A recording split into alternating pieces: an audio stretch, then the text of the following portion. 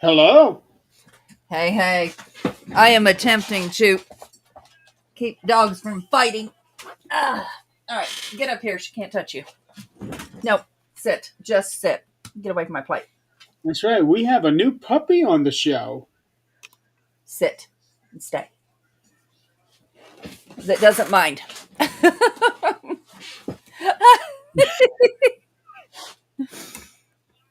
I hadn't looked up to see why he's not talking. Did you really? I was paying too. I'm trying to share this out. I was paying too much attention.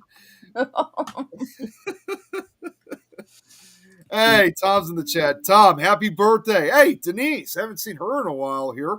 No licking. Happy birthday, Tom. Hi, Denise.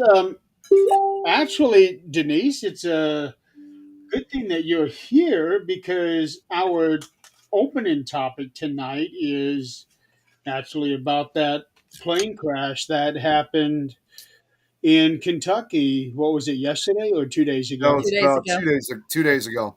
I looked when I saw it. I looked on both their pages, and I did see that Ernie had said that he had drove down that road right before it happened, so people were worried. So when I saw they were okay, I Yeah. don't know too many others there, so I Oh just my kind of God, It was Tuesday, so that's 2 days ago.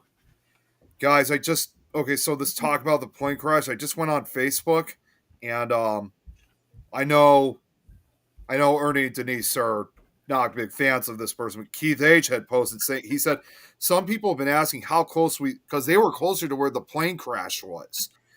She found a few pictures of it, and holy cow, well, it's yeah, I just like mean it's huge. it was a big plane. I Yeah, mean, it was. and there was what was the death toll last time I seen it? Last Well, time I I saw saw it was 12. it was 12 Okay, because the first okay. time that I heard That's what I saw. Oh, first okay. time Ernie that I works at heard about it was UPS. only 3 deaths, but now I figured it would have increased. Okay. Yeah. Pickle Tom's in the house. Now I know that you know Oh, it wouldn't matter if it was little, big, whatever. One person losing their life over something like this is, it's tragic enough. yeah, I mean, how often before now has this ever happened? I mean, sure, you might see it once every 5 years, if that. Denise here says Ernie works at UPS at the airport, and just like what you said, Adrian, yeah, they said we're up to 12 dead, still some are missing. And Ernie had just left. So Okay, she just awful. said too that Ernie had just left work around that time. Real quick, Tom Nally, check your notifications. I sent you something earlier today. Sit, Nick, you too. Okay, sit, through Messenger. Uh, no, not on message on your Facebook notifications. Oh, okay, okay. Yeah, it has to do with that gaming thing that I talked to you. Oh, yeah, I did get notified of it. I was going to ask you what that was. Yeah, So what if I know That- we're yeah, not that's something that we can discuss later. I just wanted both of you to be able to go back and look at those notifications before it gets too buried, because I know YouTube probably get a shitload of them. oh, I'm sure. So Denise just said I called Ernie at 4:47. I'm assuming yeah, on Tuesday. We talked for about 10 to 15 minutes. When we hung up, he was still stuck in traffic on Grade Lane. The plane hit Grade Lane at 5:13. Oh my god. Can't even okay. imagine, Denise, what you were going through at that moment, because that is way too close. Yeah, That's terrifying. yeah, it is. Yeah. But here's the thing: this is happening so often now. I don't think any of the rest of them were so close to people like this. I mean, like this could have been a lot, a lot more. The one in what was it, Pennsylvania? It was the medical plane that Yes. was taking some, and it crashed either in or right next to a shopping mall. Yeah, yeah. Uh, I know. They were saying that there was a shelter in place because of all the smoke. Is that over, Denise? She just said I was getting ready for work. He called me to tell me he was okay before I saw what happened. Oh, Okay. Wow. Okay, that's so- good. Yeah. And to think, I don't even know if I told you guys this. I had seen Ernie just over a month ago because when I went to that Rock Island Paracon, he was there. So I finally got, after 2-3 years, it was good seeing him in person again. So Yeah. it's ironic. I just saw him a couple of weeks ago.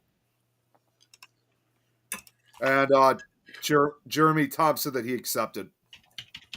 Okay, good, good. I accepted too. What I'm going to do is I'm going to create a group chat for those involved, and I'll explain everything to you guys about that. It's Sure. very simple. To answer your question, Adrian, Denise said shelter in place is basically lifted. Okay.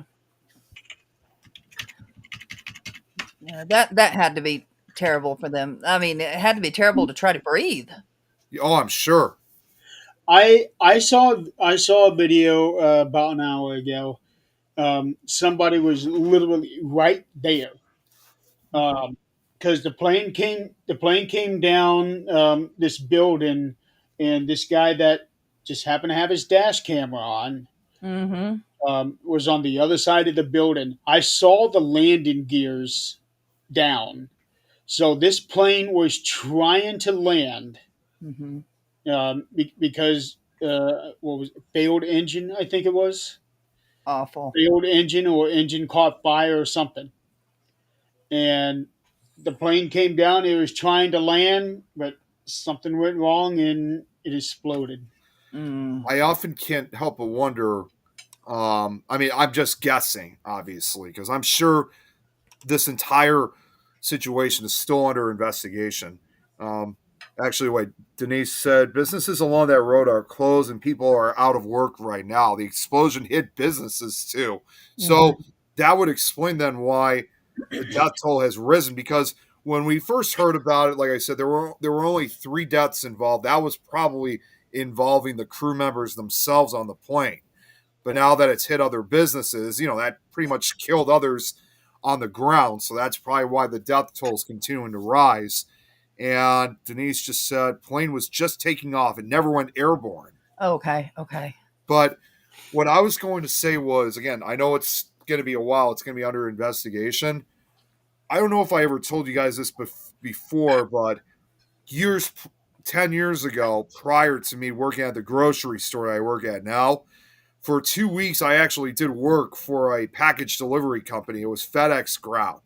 Mm-hmm. And that I only lasted 2 weeks because that job, it was very rough. That's like Mm-hmm. very rough job. You gotta be like physically fit and ready. And a lot of the guys that worked there, you could clearly tell were either like from the military or had been in the Right. Marines or stuff like that. So it was just. But anyways, that's not the point. They always did tell us that there were certain type of packages that we had to be very careful handling, like when we put them into the trucks, because these packages, yes, they were going in a vast majority of the trucks, but some of these also would be delivered and put onto FedEx Express planes. And those packages that they told us to handle like carefully were what were known as I think I got it wrong. I'm using it more. I think it's hazmat packages, like packages containing hazardous materials. Yeah. Like things that are either poisonous or explosive, flammable. Right. And they said that there's 2 states, obviously, as we all know, that we cannot truly drive to. And those states, obviously, are Alaska and Hawaii. So in order for packages from FedEx to be delivered to those states and also the territories, respectively, they have to fly there. They don't ship them by ship. So, but they said that there was an incident over a few years prior, before we worked there, saying that there were some hazmat packages that were not looked at before they were sent to the plane.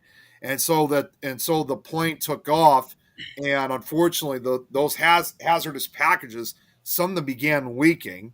And then shortly after that, they caught fire. they were several thousand feet up in the air, so it's not like they could just take a nosedive to take down to the ground.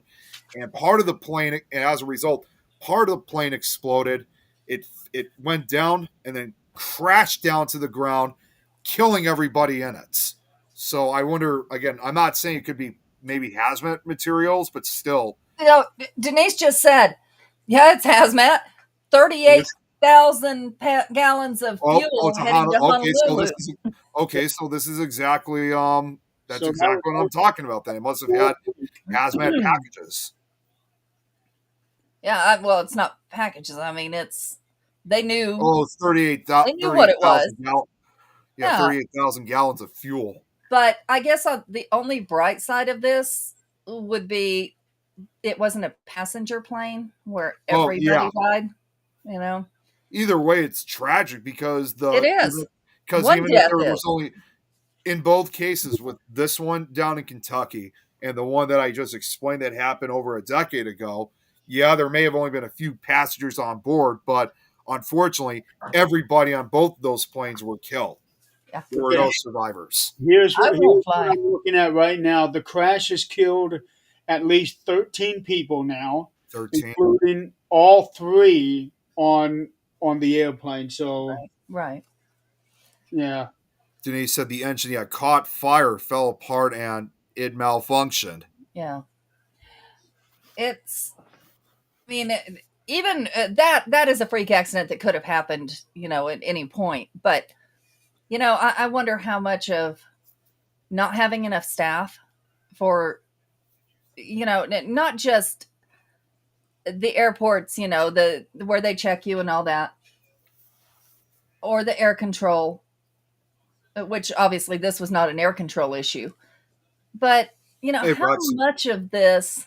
Well, actually, it says right here, radio communication with air traffic control, which is routinely archived, was so full of interference that no meaningful speech could be discerned.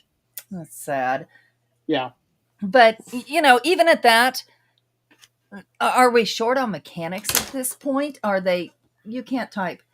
Are we short on mechanics? Are they, why so many plane crashes now? And they're all for different reasons.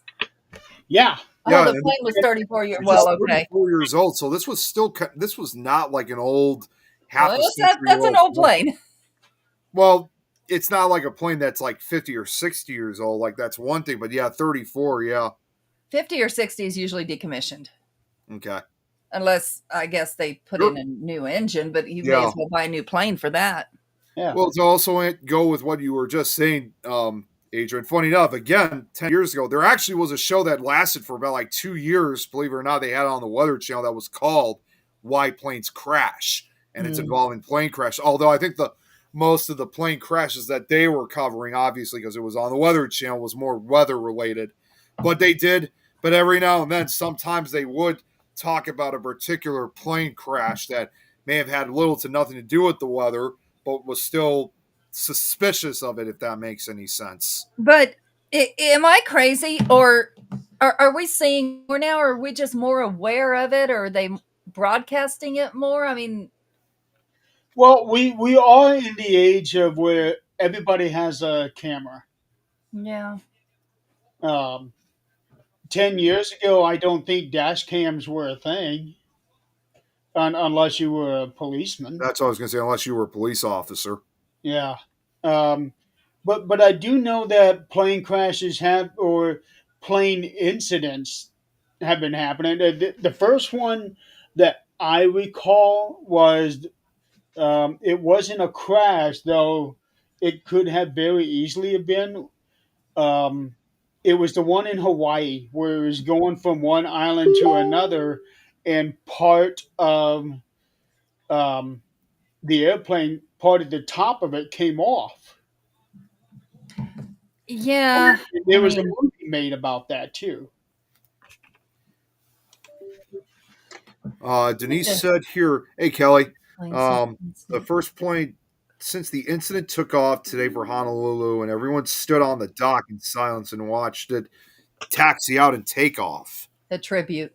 Yeah. Yeah. Hi, Kelly. And then there was someone else, I think, that just. That employee guy who was in the truck seeing the crash up close. He Hey, jumped. Rob. Oh, in. Rob. Oh, wait a minute, guys. Real quick. Oh my God, Rob I Thompson's wouldn't here. have done that. Hey, I would have drove off. this is quite unique. Good to see you here, Rob. Hey, Rob. Haven't seen you in a while. I don't think I've seen him since DeadCon. Well, DeadCon from 4 years ago. Yeah, that was 4 years ago. Yeah, I remember that funny. Oh God! Tom. No, what Tom is. I know exactly what Tom is referring to. Is when you guys remember when we had that car accident that kind of sideswiped the side of his car. That's when he was showing the police officers the dash cam footage, and it kept showing him in his underwear. Rob, how you been? We haven't heard much about you or from you. Yeah, I don't think I've even really spoken to him since DeadCon. So it's Oh, I see him all the time, like on Facebook and stuff. But I mean, as far as actually hearing from him. In fact, I think I just saw him on one of the Travel Channel shows a few days ago. So yeah, nice to see you, Rob. From how long ago? It was. I didn't see the year. That's the thing. We need new ones. We need new ones. Yeah, we do. Been busy doing events. Okay. Come to Colorado. Come on. Nobody does events here. Oh, he was at. Speaking of, he was at. You were there down in Kentucky. Oh. Well, that's one of the biggest events in the country. It is. It's basically both. Oh, okay. It's basically both a combination of both a horror movie and paranormal con. I would have loved to have gone down this year, but unfortunately, I didn't have. Not only did I not have any way of getting down there, I just didn't have enough time to go down. I'd love to go, hopefully next year, if I'm able to.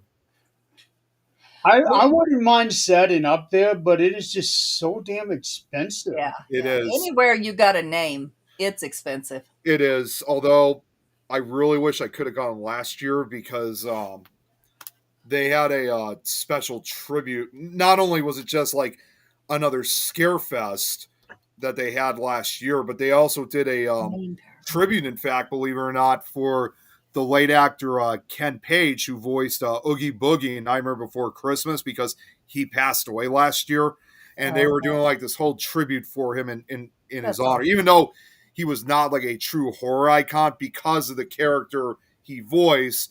That's why Scarefest wanted to pay tribute to him in his honor. Well, I mean, the voice is the character's AI, but the voice is what brings life to that character. So, I mean, now pretty much AI can bring life to anything. But no, Rob, work on bringing one to Colorado, okay?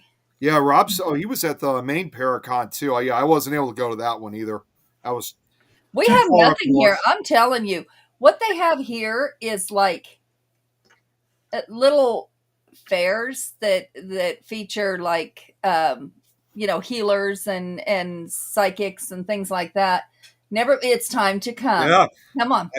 I can guarantee. Oh, he's going to be at Salem Con next weekend. That's awesome. I think you'll definitely love Colorado, Rob. Been there myself. Well, see, here's what I tell everybody. Okay, when you come here, there's plenty of rooms for you to stay in. You get your food cooked for you. Ask these guys. Yeah. There you go. She cooks. Well, Rob, Zach cooks too. He cooked tonight. Yes, he did. I never come back. Yeah. Yeah, so you stay over there. You'll be doing some eating. Oh, you got him, Adrian. Come on. So as long as set it up. As long as you are not afraid of the color red. Okay, Rob. The whole. Before this goes any further, my house was in my husband's family for 3 generations. To all the cooking here. So, here's the thing. The upstairs was his mother's and her sister's upstairs. For some reason, somebody decided that red was a good idea upstairs. And I'm talking the carpet and the wallpaper. The wallpaper is original. It's one of those where you can touch it and it's velvet. Yeah. So, yes, the whole upstairs is red, and that's where everybody gets their. Um, if you have abilities, that's where it's at. Um, they don't talk to me anymore, so I don't know. They might Um, have all left. Who knows? Denise also said, by the way, she said they went to Scarefest also this year too, but they just walked around, said tired of events, 4 more overnights here, and then we're on hiatus.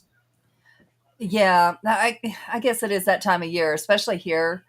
Like it's going to start snowing, and I got a thing a year ago where we had frost and snow on the little tree stumps out there, and I'm like, Yeah, thank goodness it's not doing that just yet. I, We I we did still some frost here for about a week now. So and also let me double check. Last time I saw, we were expecting snow on Monday. Fingers. they were yeah, Yes, Jeremy, yep, yes, Jeremy, you're yes, absolutely right. yes, Rob. Yeah, you're absolutely right. They were saying the same thing for us over here. So I That's was going to good. bring that up to you at some point, saying, because again, it's like what I always say, whatever occurs over here is most likely going to eventually affect your area. So they were saying that for Chicago as well. But it's funny you mentioned that too, because I still remember 6 years ago, we actually had it snow like heavily on Halloween. And Okay. I Yeah. still literally remember like that, that day that I went outside. Okay. It's like I said, it's Halloween. We got all our decorations up and stuff like that. And the first thing literally I say as I walk out, I'm like, then you know what? Feels like Christmas outside. I don't remember having snow on Halloween for a Gosh. very long time. Ooh, what Rob says here is good. I'll make y'all burgers mashed on a proper No, old bangers English and breakfast. mash. And I've never had it, so I would absolutely let you. Oh, I'll try it. Well, Snow on. Oh, hey, now Scott. this is Snow me. on. Yeah, snow on Sunday and Monday. Hey, Nikki.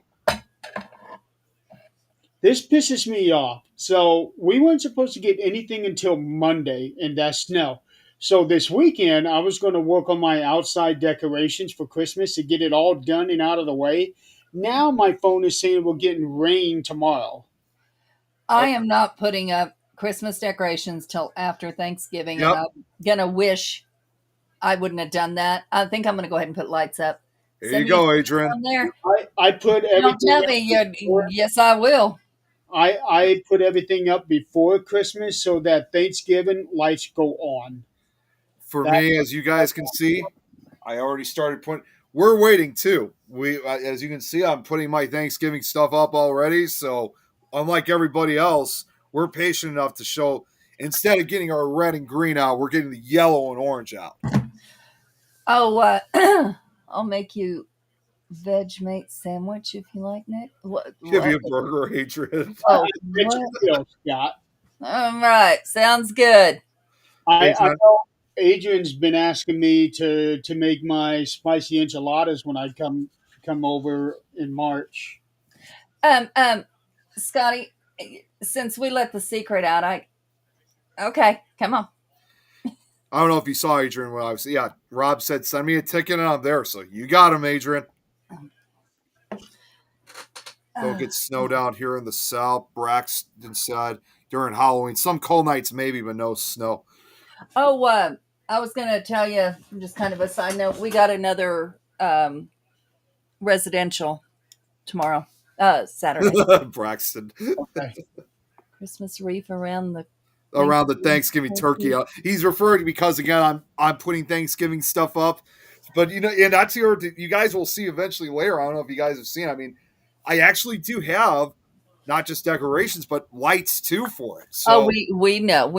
I am so sick of walking into Walmart and not knowing what damn holiday it is because or any store anymore. Seriously, any Yeah. store. Do you want down? I will Or especially Walmart because they start putting Christmas stuff up in September. buy.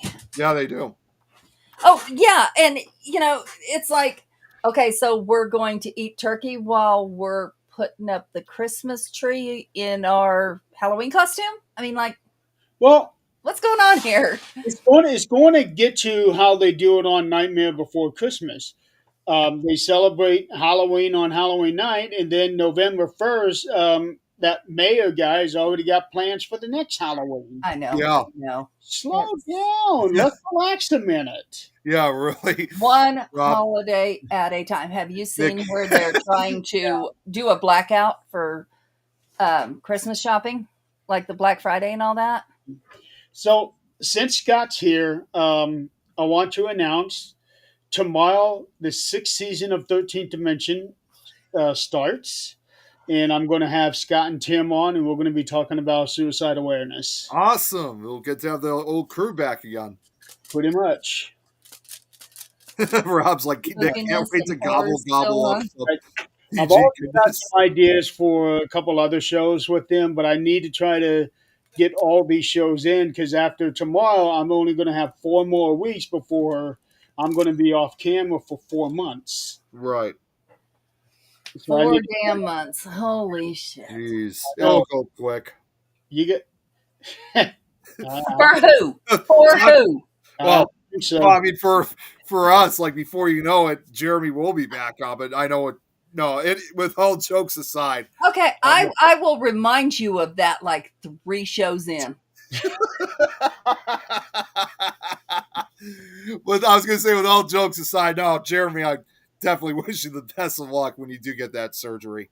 oh man, I'm telling you, it is going to be brutal. But it's the last one, right? Well, it's a 3-stage thing. So surgery in December, January, February, Mm-hmm. and that should be the end for getting my nose all done. And then we're talking of doing one final surgery of smoothing out the scars and then putting like some sort of an implant into my cheek to fill it out and make it the same as the other. Right, right. And then once that's done, that should be it. Kelly's asking what. Yeah. That was Okay, kind of my so question. Rob, then you need to let me know when you have a hiatus, like when it's not snowing, like anywhere from May to October. October, yeah, I was gonna say. There's lots of things down here. So if you haven't been here, you haven't been to the Stanley Hotel. That is such a beautiful place to go to. It's That and I'm house, supposed to go there the, next year. the Sally House. No, that's in Kansas. Which one is here? I just saw it the other day, and I thought, that's so close. Why haven't I went? And I think I told you guys too. I'm actually going to be going to the Stanley next year. I don't know if I've notified you about that, Adrian. The Road of Death Road of is Death. here. The one that we went on, Jeremy and I and Zach went on. It's Rob said Stanley. OMG. Well, Yeah, We've Estes been Park. to a lot of That's places. just Park, yeah. Right now, Estes Park is so full. If you just look it up, you'll see videos. It's so full of elk. Like people are having to stop so that all these herds of elk can go. Wow. That happened to me last time I went there. We had them. Yeah, and you were early. Yeah. Braxton. Kelly, the kind of surgery that I'm having is called a pedicle flap inset. So what that is they're gonna cut into my forehead and fold the skin down over my nose to form a more fuller nose for me. And that's going to be the first. That's going to be the first surgery in December. That's going to be the rough one for me. Rob, the prison in Canyon City. Oh, yeah, the prison in Canyon City. There's one other place I was thinking of that's also in Nose away Colorado. from my plate. The one that we went to. Yeah, No, not that- the actual prison itself because that's still in operation, but the building next to the prison that you can go to. Clear Creek, the mines and stuff.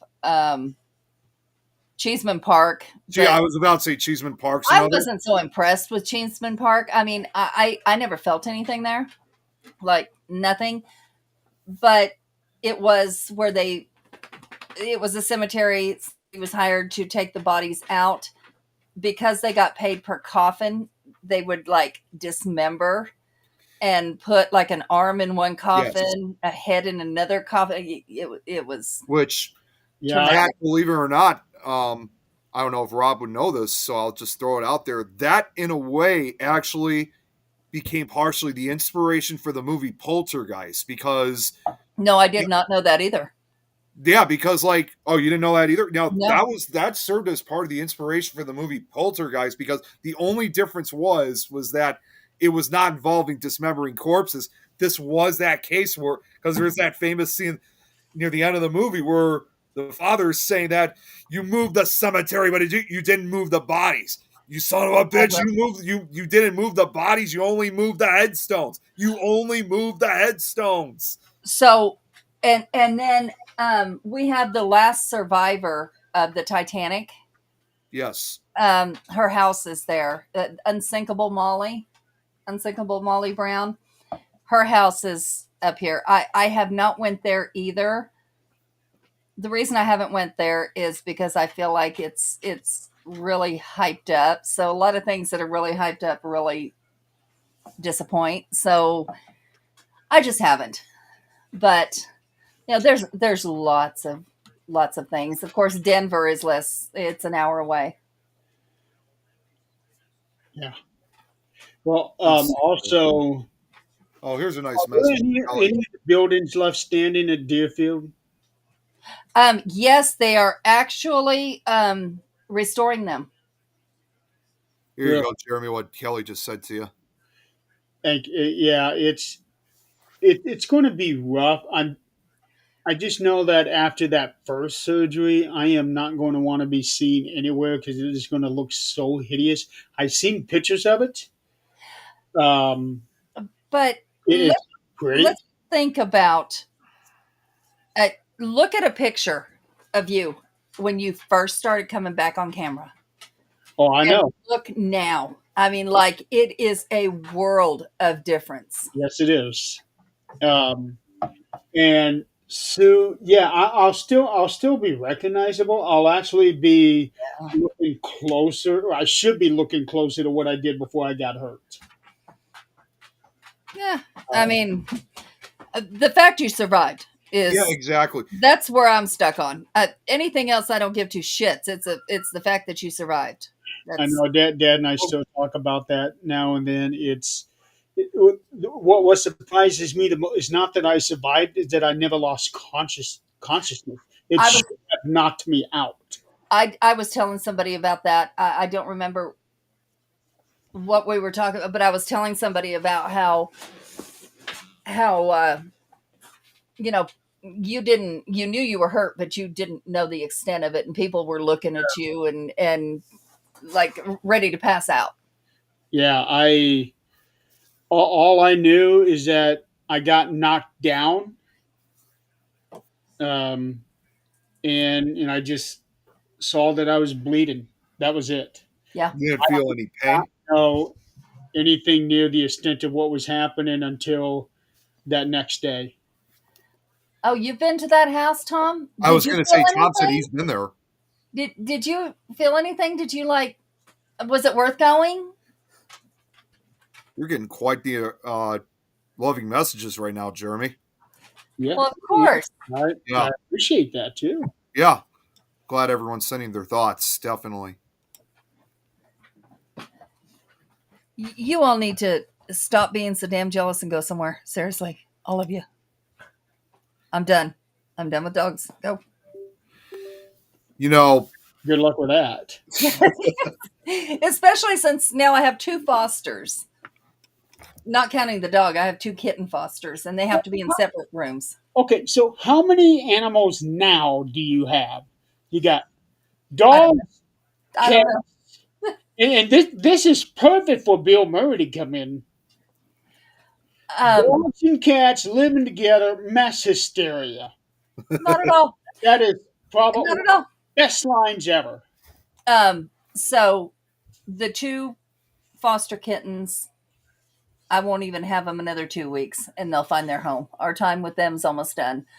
My only job was to get them healthy and get them ready to have their surgery and be adopted. My aunt's dog that we just got. Nick, you weren't around for this, but So my aunt fell. You were around when I told that story, huh? I think so, but it was a long time ago you did. Well, it was 2 weeks ago, but It was, again, I'm still, again, with the sickness I had, it messed me up in the head, so I'm trying to catch up with everything. so my aunt fell. She was laying there for a couple of days. It's just her and her dog. Of course, my other aunts live in town, but nobody knew anything. And it's been her and this dog for 5 years. And so this dog is like so spoiled, and nobody in the family would take it because they hated the dog. They said it was unruly. They said it couldn't be trained. And it's all because when they went to go hug my aunt, it would bite them. But that's all he knew. So she said nobody will love him like I do. And she didn't want, she was trying to get somebody to take him. Zach, bless his heart, he says, I'll go. Because he was thinking about our dogs. What if something happened to one of us and nobody was here to take care of them? Okay. So he goes and gets the dog. And now, mind you, I'm going to tell you this. We're still sleeping in separate bedrooms because Rose will not tolerate this dog. So there we go. So we have 3 of ours, my aunts, and the 2 upstairs, the 2 little ones upstairs. Pixie's on her last leg. And then we have the 2 foster kittens that are going back in a week and a half. That's it. And the spider, our spiders. Yeah. Tom, it's a beautiful bathroom. I want to know about the place. Did you feel anything? Yes, it's absolutely a zoo. My dad was a vet, and he actually volunteered for our city zoo. I have slept with tigers. I guess the disclaimer would be they were babies. And to think of me staying there for a couple of days in a few months. I have slept with tigers. I have had monkeys, an elephant at one point, which I killed. Oh shit! What just happened? What just happened? I have no idea. It just said no connection. You guys went to those like little people looking things, Okay. and I was the only one on. Okay. It was the opposite for me. I was. It was me. Nick's screen was still on, and then you were gone. Wow. What? Okay, we're done with this mess. Oh no, we're never done with this. Hey, welcome back, Nick. Oh, nice of you to join us again. And once again, I had to run. I'm sorry, I had to run to the bathroom real quick. I don't mean to sound disgusting or anything like that, but I'm still having some congestion from the sickness. Is one of the things that I always take a lot of times. Is you guys ever take Mucinex? I love that stuff. Yeah, well, Take that all the time. yeah, it's great to use, but when you have to blow your nose or you're coughing shit up, It's an expectorant. You want to cough it up. You don't want it in your lungs. Yeah, that's exactly. I mean, yes, there's times where it's like I'm totally miserable and that happens because it's stressful, but at the same time, though, I'm reminding myself that I'm getting the shit out of me that I don't want in me to begin with. So that's right. Every now and then, sometimes I have to run to use the bathroom just to spit out. Okay, well, that's good enough. That's good enough. That's what I mean. That's why I'm. Get it. That's what I mean. I'm just saying. That's as far as I was going to go. Okay, that's why great. I said to you, I didn't want to sound gross, but I didn't have any other way to describe it. Okay, so we're good. We get it. Anyways, Tom, did you feel anything there? Like it? I understand it's a historic, and I would love to go see it just for the history of it. But did you feel anything there like they make it out to be? While we're waiting on his answer there, I also want to put out a last call. The 7th annual Christmas cards Thanks, son. for the paranormal. If you guys just had somebody sign up 10 minutes ago, if you want to get in, let me know by tomorrow because I'm sending out the list on Saturday. Um, so that I can. This is so that those international can get their cards sent out. yes. So speaking of which, on that, Jeremy, Gift shop I've bathroom. just I sent out that Okay. information to two others from overseas. It was Chris, not Chris Spider, different Chris who lives in France, who's been following us recently. I think she wants to take part in it, and also I sent that information out also to the Norwegian, to one of the members of the Norwegian Ghost Hunters. Okay. But I'll let you know if I hear back from them tomorrow. But Okay. whether they're going to join or not, I'm not sure. But they definitely sound interested in wanting to take part in this. So we might, the first time ever, we may have Norway joining us. Okay. Okay. So I always tell you guys, right, that my job is like the best job in the world. Like as far as inclusive for everyone, accepting everyone, we do everything. So I found out not long ago, we get paid, mind you. You know that I volunteer at the Humane Society. Mhm. That's how I got involved with these babies. But you get paid 1 day a year. You get full pay for going to volunteer at a nonprofit. Oh, Yeah, can't can't complain about that. not at all. So Monday, I'm not going to work. I'm going to the pound, which, you're getting paid for something you love to do anyway. So that's pretty cool. Yeah, and when you get to do that, that's not work. No, not at all. It's not. Well, it is when you have to leave them there, but that becomes work. Yeah, that's I can definitely understand that from a different perspective for sure. I have to look at it a different way because, my husband comes in all the time and he'll say, how I can't do this because I would have to take them all home. But my job when I go there, I do what they call level 2 animals. And that's ones that have behavioral issues, not dangerous, but, if there's a dog, some of them, like our pound has glass where the people go look at them. It's glass. So the dogs are jumping up and growling and trying to bite faces. It's because they're locked in there. Now you go show them the leash and put it around their neck and take them out of there. They're completely different dogs. But this is what people see. Who's going to adopt a dog that's trying to bite their face? It's not going to happen. So my job is to show them that people walking through there are okay. So I'll walk on the inside, and when they see a person without a leash, give them a treat.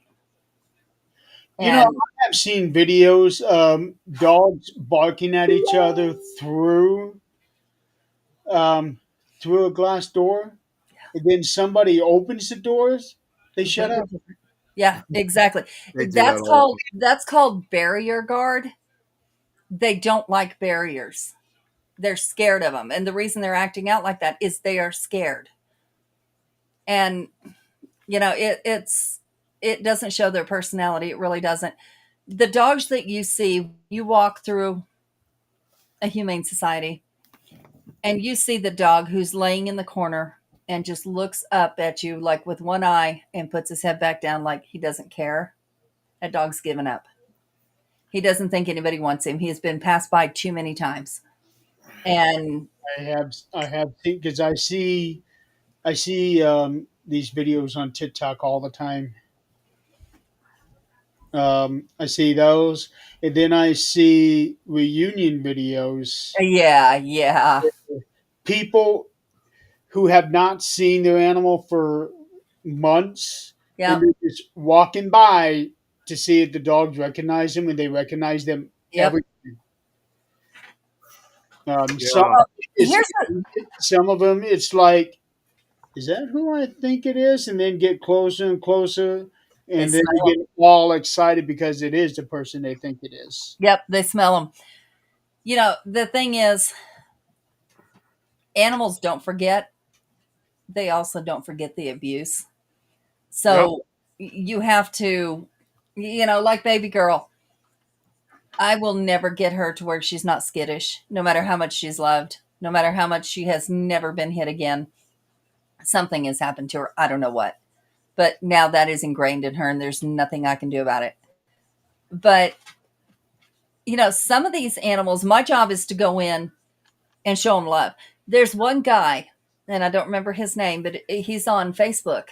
He's on YouTube. He's on Facebook. He's everywhere. He travels different humane societies.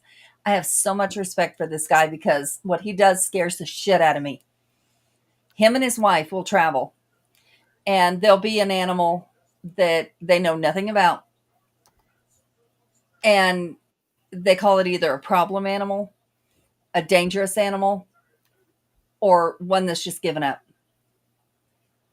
And he'll go in and usually sit toward the back and try to get the animal to come to him while the animal's scared, either shaking or growling or something.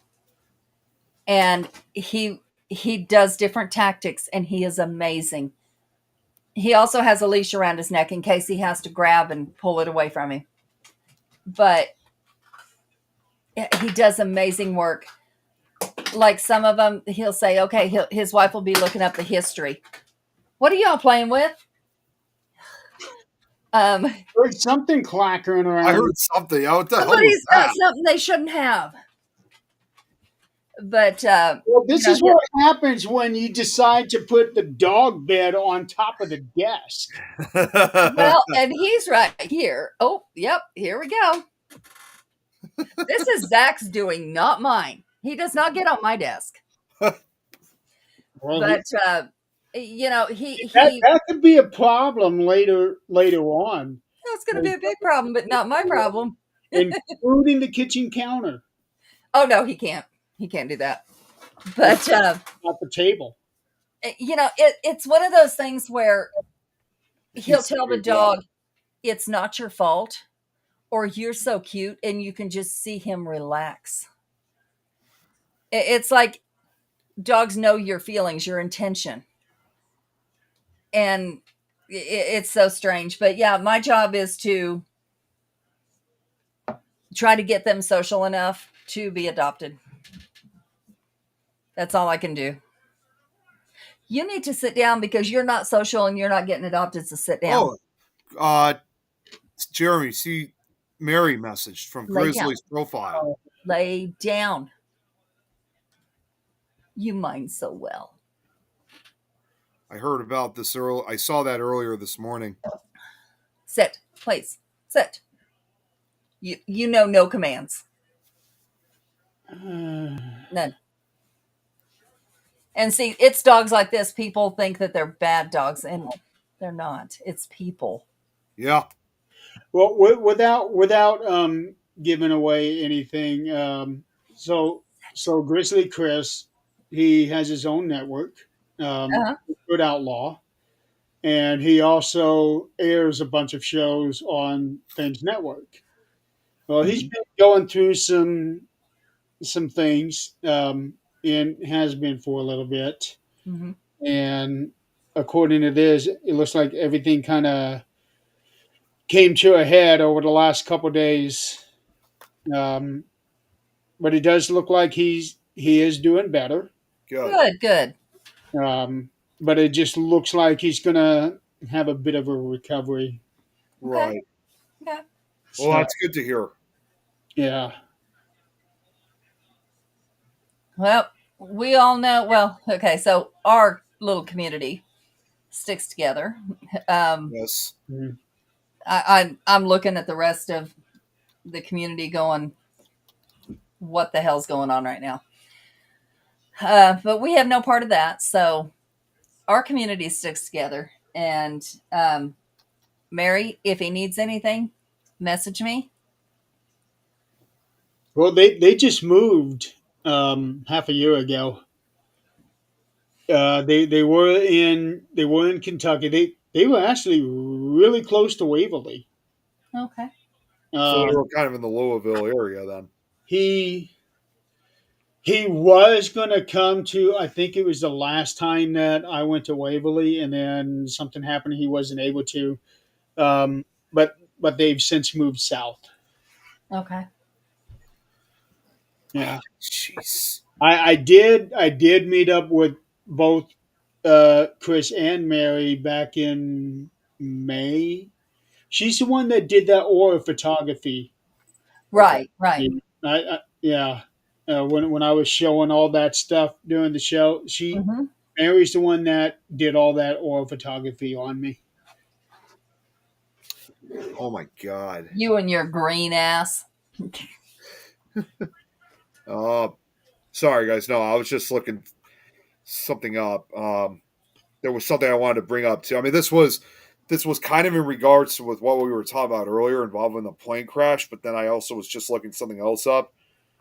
You guys remember I think you guys all know last week about Hurricane Melissa, right? When it struck the Caribbean. Mhm.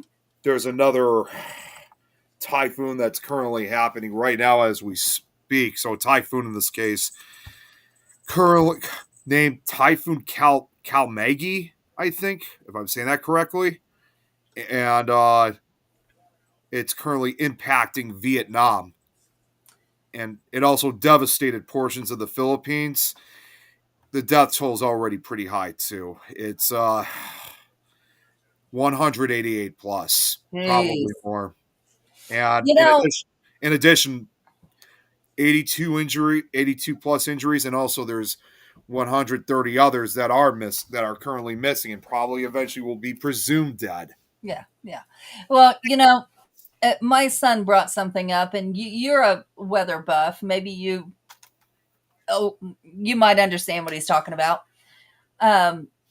He said, "Have you noticed that there is no hurricanes, things like that, happening here in the U.S. right now during the hurricane season? It's not happening." Yeah, yeah. We had noticed. I had noticed these last couple months that we hadn't really had that much hurricane or just tropical storm activity up until like last. Well, not even with us, but really, Not with us, yeah. right?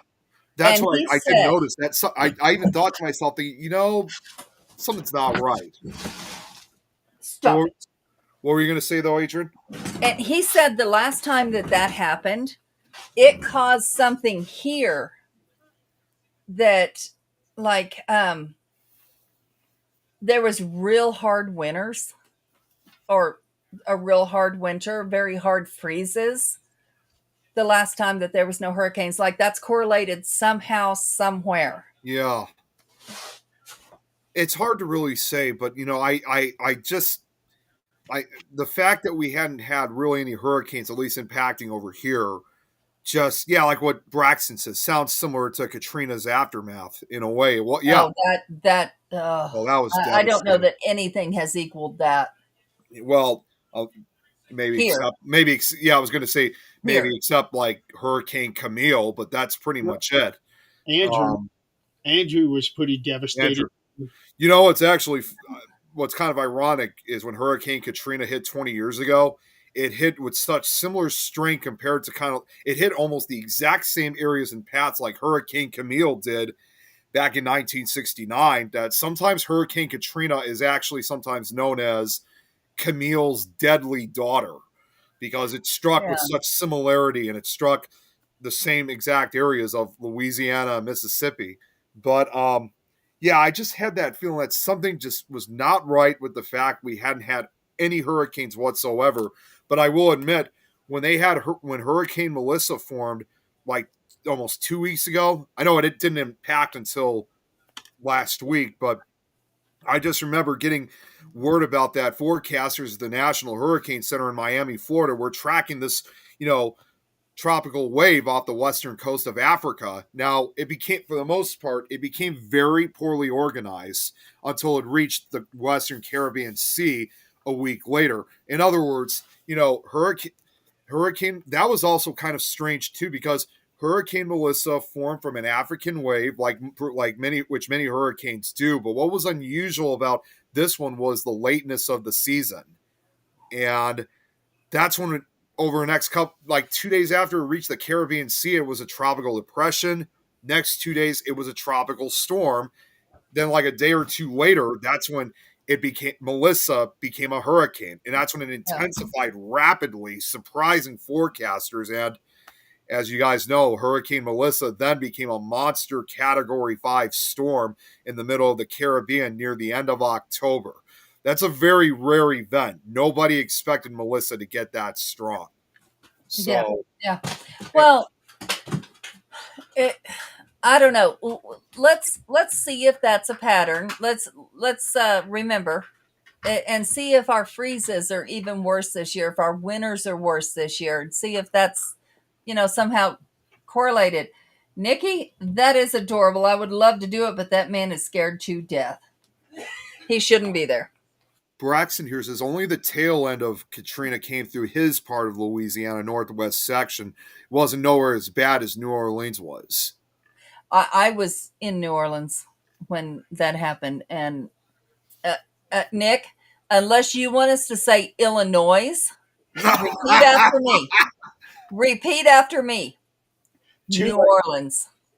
Wait, I could. Both of you guys were saying something. What was that, Adrian? New Orleans. What were you saying now, Jeremy? I simply said too late. Too late. We've always pronounced it as New Orleans, but no. Wait, you didn't Braxton, let me tell him. I was about to say, if what you're saying is true, then yes, I'll say New Orleans. There we go. It is not New Orleans. I promise you. You go there and say New Orleans, somebody gonna slap the white off of you. I promise. Oh, look what Braxton here said. His Jamaican friend in Jamaica told him the damage left over from Melissa is bad, but he's all right in the health. Oh, that's good to know.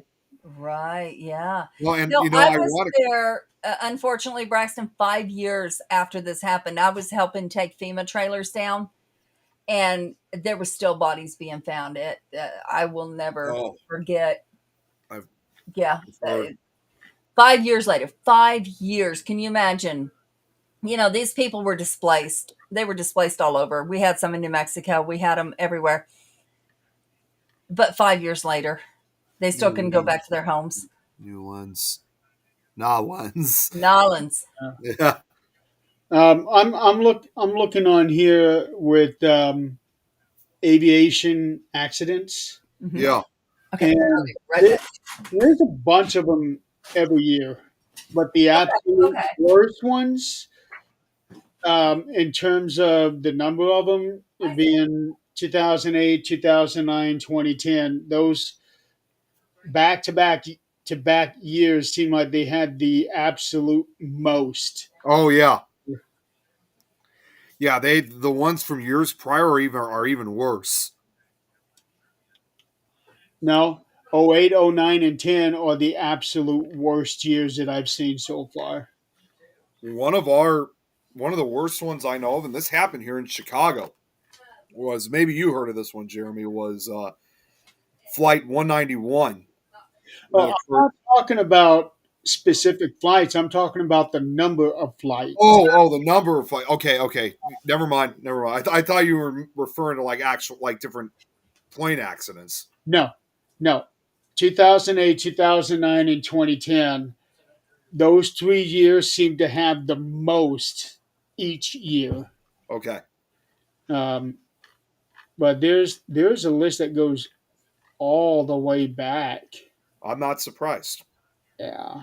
I'm trying to find the last year that nothing actually happened.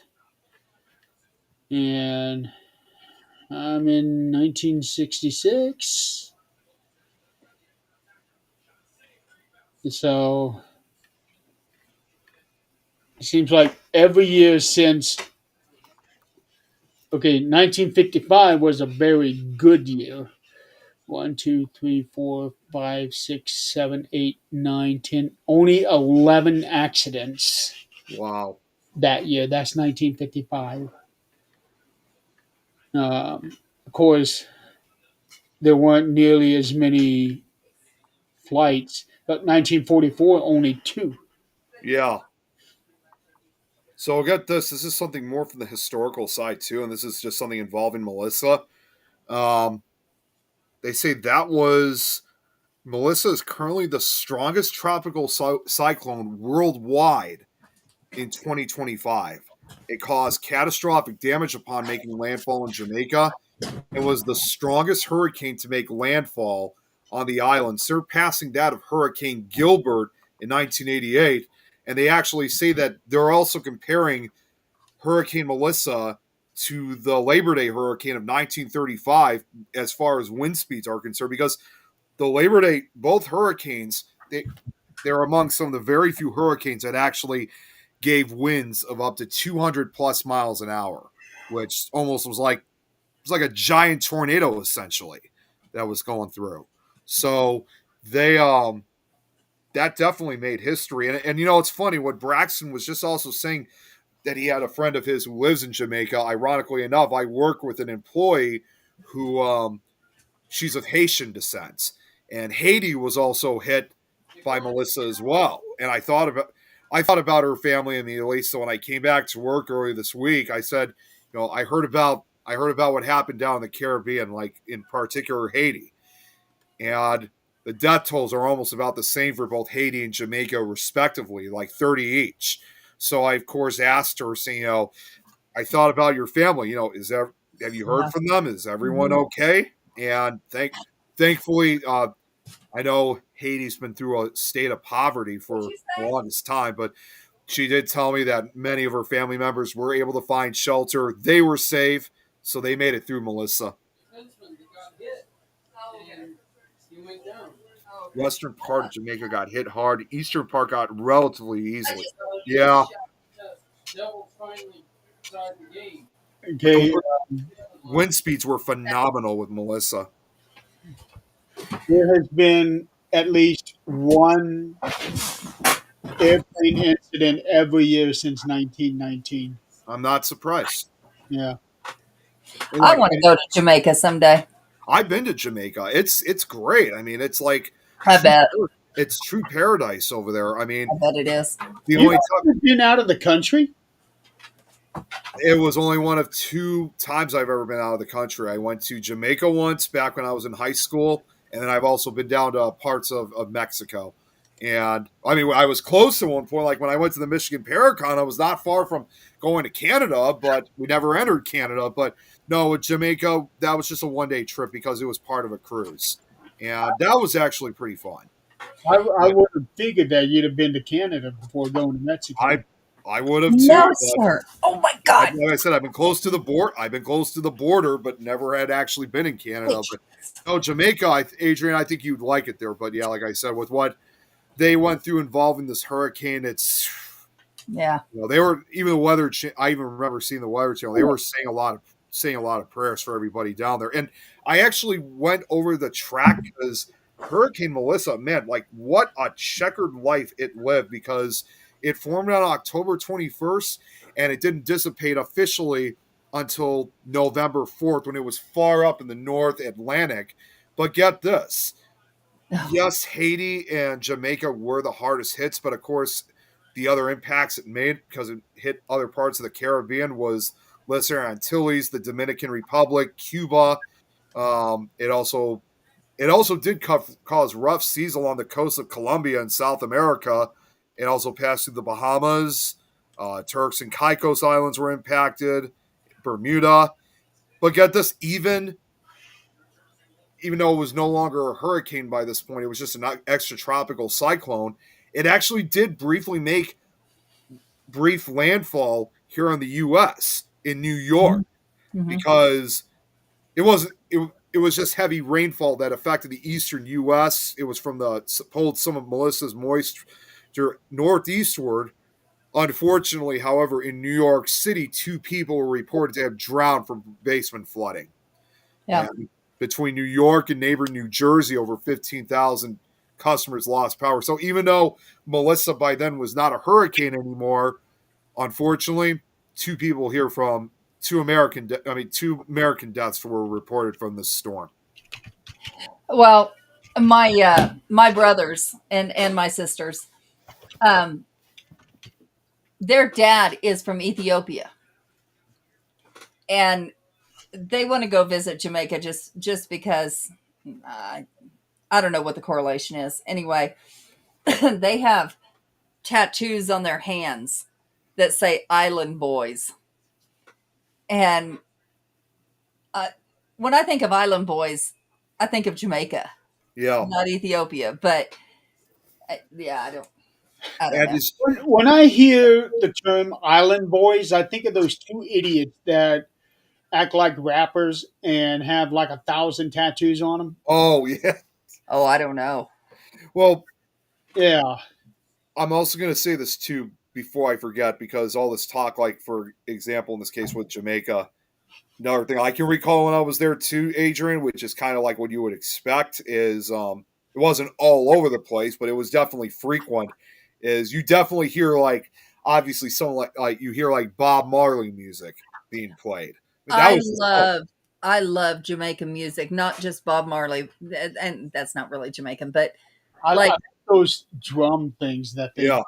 yeah. And when I go to like if I'm cleaning house, something like that, I will put that on. Just I I don't know. Sometimes there's not even words to it. It's just the beat. It's exactly like the way how I can recall, because again, it was almost 20 years ago that I went. It's exactly how they describe it, because I mean, some of the I know they've had the commercial advertisements for people coming out to like different places like Jamaica, for example. Yeah. Oh yeah. And I know this was within the last 10 years. Think they started adding this. They started calling Jamaica the home of all right, which was in reference to Bob Marley's song "One Love." So that's Yeah. Yeah. so I'm actually really surprised that I didn't see more people posting about when Hurricane Melissa was impacting Jamaica. That I'm surprised I didn't see much of people saying the home of all right is being impacted really bad right now. Please send prayers out, because again, Yeah. that was Bob Marley's home. Yeah. Do you remember when you went there? Do you remember the clear blue waters? Yes, yes. That's what I want to Oh, see is the clear. My favorite ocean. eh, uh, I don't know. It's kind of a toss up, but like Texas, Galveston, all of that, it is very dirty. You're not going to see your hand 3 inches under, but it's warm. And that was the first ocean I went to. Florida is a little clearer and it's warm. I don't like California oceans. They're cold. They're no. you got sharks, of course, the great white sharks there. Oh, they got sharks in all of them, Yeah, but I know, but that's the waters off California are notorious for great white sharks. But no, I was going to say, as I recall from for Jamaica, I mean, yeah, I mean, I'm just saying, I know, of course, same thing for Jamaica. They would have sharks there too. But from what I can recall was, I mean, there were some coastlines that the water may have been a little sandy, but the difference Mhm, was that um, the sand over there was kind of more like was actually more white sand, like typical like what you would see over here, mhm. almost like a snow white color almost. Yeah, Well, yeah. the sand was more white, and while there were some parts where it was kind of sandy on the shorelines, but beyond that, however, is where you see like just these beautiful clear blue color of it. So it's just like it's amazing how they really keep their coast. Like I know, of course, Jamaica and a lot of the other Caribbean islands, have been going through issues like through poverty themselves, but they still manage to keep their coastlines and stuff just so cleaned up. It's amazing. Oh, and being that Jamaica is its own nation, I would definitely look up laws now before I go, simply because of everything going on, and obviously people hate Americans right at this Yeah. point. Most But recently, oh God, God, Braxton's okay. Jerk chicken, okay. Yeah, I want the authentic. I've had it, but not curry goat. I can't do curry, but I love goat cooked by Mexicans. I love it. Coconut hey rice. Jim, That actually sounds really good. Hey, sweetheart. That sounds really good. plantains and Jamaican rum. Plantains I have had out in the oil field. Somebody did cook them for me. I They sell them out here all the time, but I don't know how to cook them, so I haven't. Jamaican rum.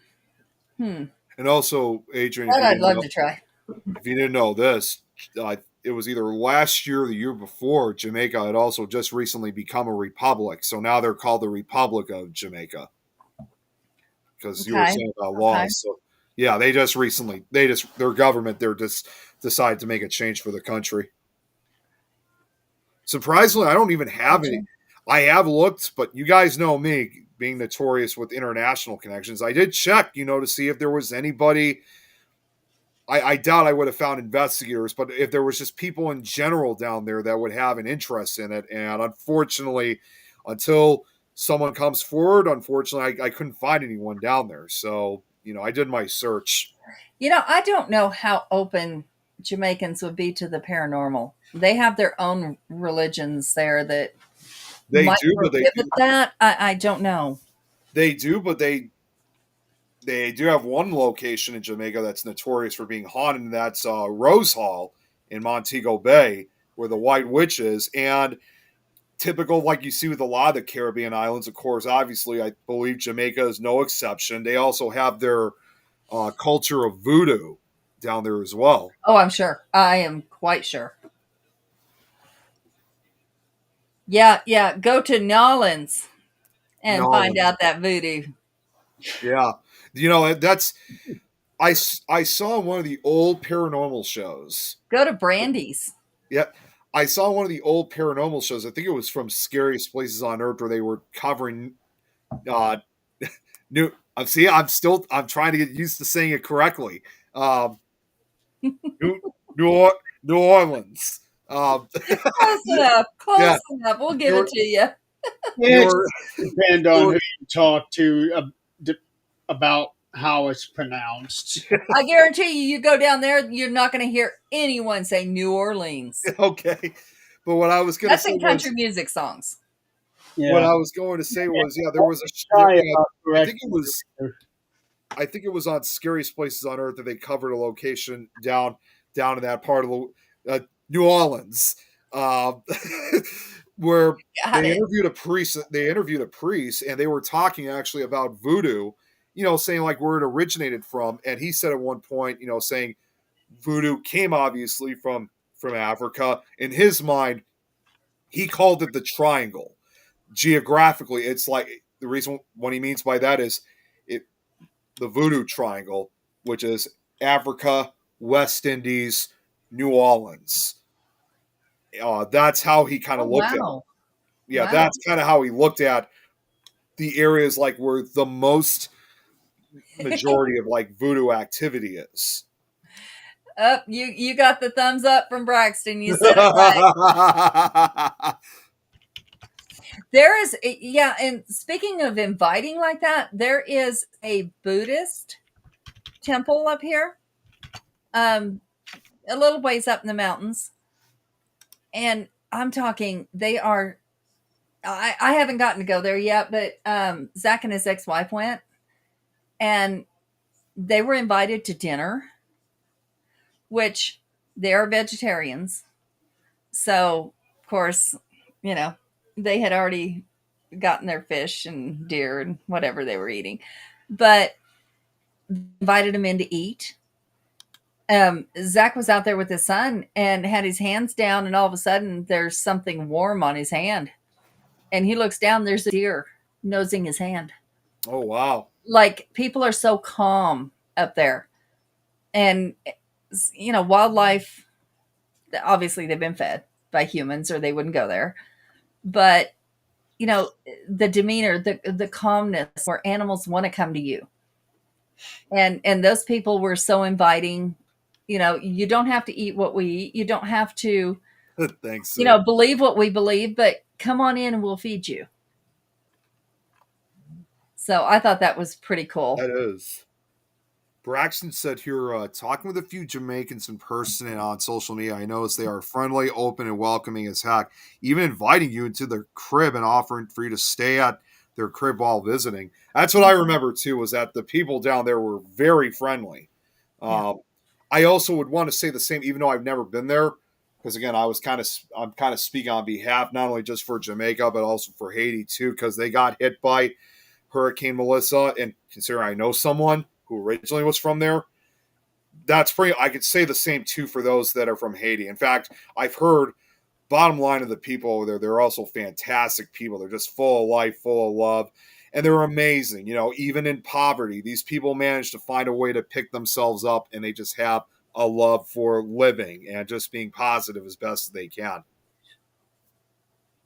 Yeah, hoodoo is, and I have just started looking into the differences in the two. And of course, they both make a lot of sense. I mean, you can, like anything else, you take what resonates and don't with anything else. But yeah, I actually watched a show the other day, which I don't know why Hoodoo brought this up, except maybe the the dolls. But I watched this show the other day. It was people confronting, like kids or family confronting killers. And there was a killer in the UK. Now, it showed pictures of him and his daughter, when they showed her, was a like model Barbie looking. I mean, absolutely gorgeous. And he had tattoos all over his face, and some of them symbolic of pretty ugly things. But he's not accused. He admitted and talked about it. He killed his daughter's mom. I don't know if they were married or just, I don't know. But she was old enough to remember when it happened, but not what happened. He had cut her head off. Oh, And he said that she asked him to kill her, which the daughter does not believe. The daughter, she remembers her mom serving her dinner a couple of nights before and saying, "Enjoy this. This is the last dinner you're ever going to eat that I cook. He's going to kill me." And she remembers this. So she was probably 6, 7. I don't know. But She told her daughter at 6, 7 years old that. yeah, yeah, yeah. But it actually helped her to be stronger and confront him. He took her head after he cut it off and set it on the counter in the kitchen, cut a piece of her thigh off and cooked it and oh my God. ate it. Wow. Cannibalism. Yeah, well, and when she confronted her dad, asked him why, he said, "She asked me to kill her." And he had set her up where it looked like she was messed with after she was murdered. I don't want to say too much because we don't want to get the show taken off, but you get my drift. Yeah, so when she asked him about it, he took her down and he said, "Do you remember the dolls I used to make?" She said, "Yeah, you traumatized me."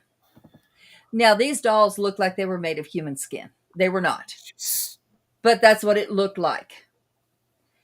And they had pins sticking out of them.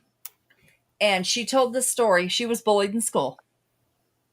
And the way he had her cope with her bullying was he made a doll for her that was to be her bully. It never had any clothes. It never had a sex. It never anything. It was just a humanoid figure and had pins sticking all out of it. And he had her, what he said, she said, he had me sell my soul.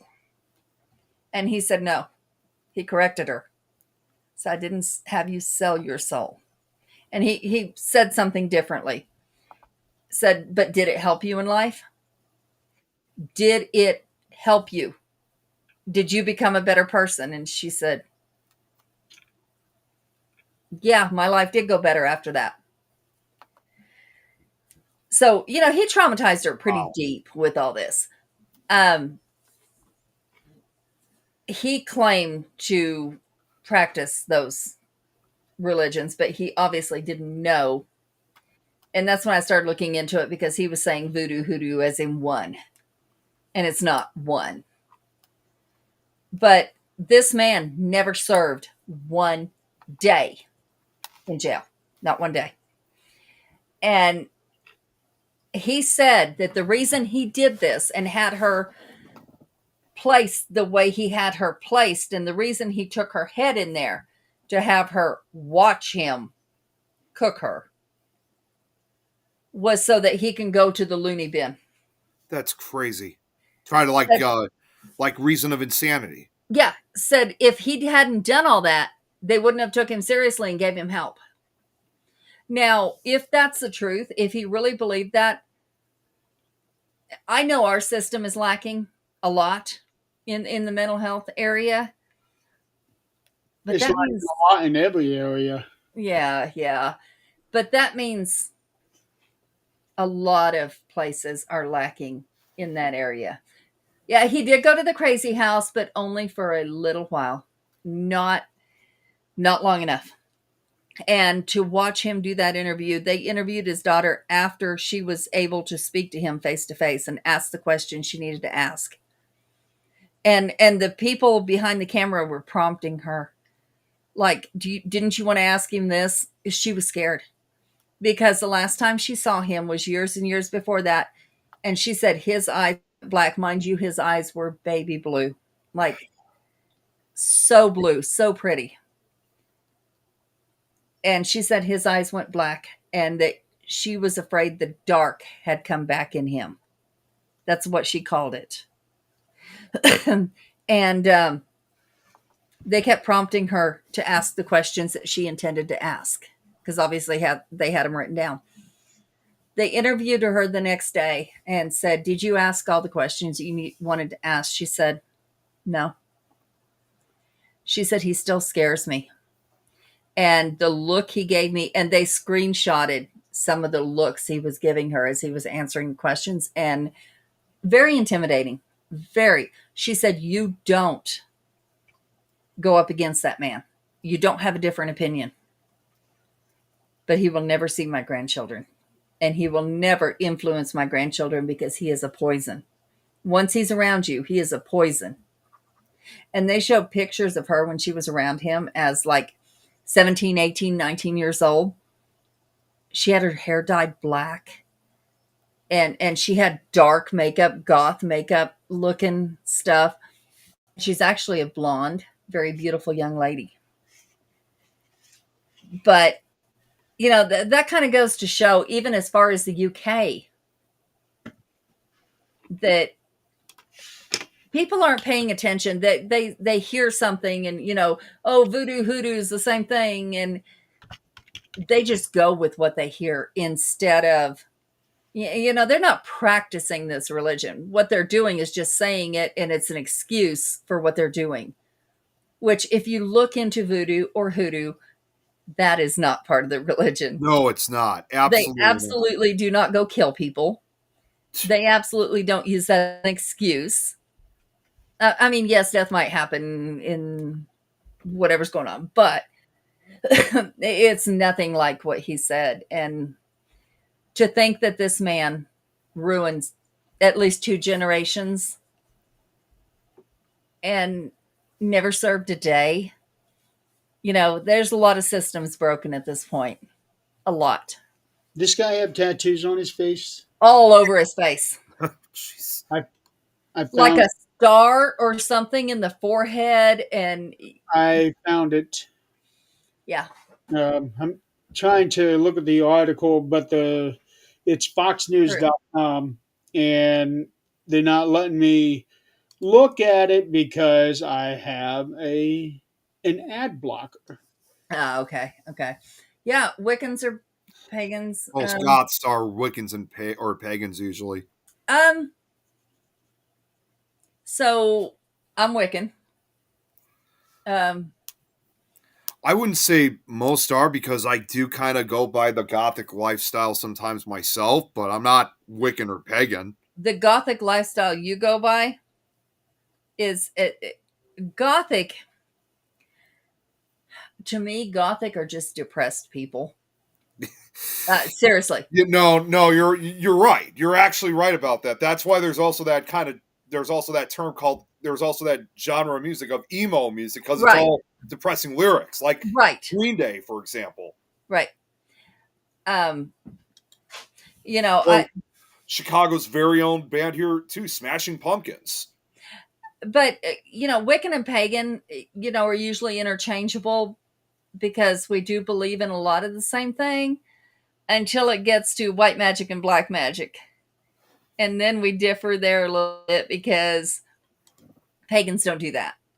They're more, nurture the earth, which we are too. Our power comes from the earth. But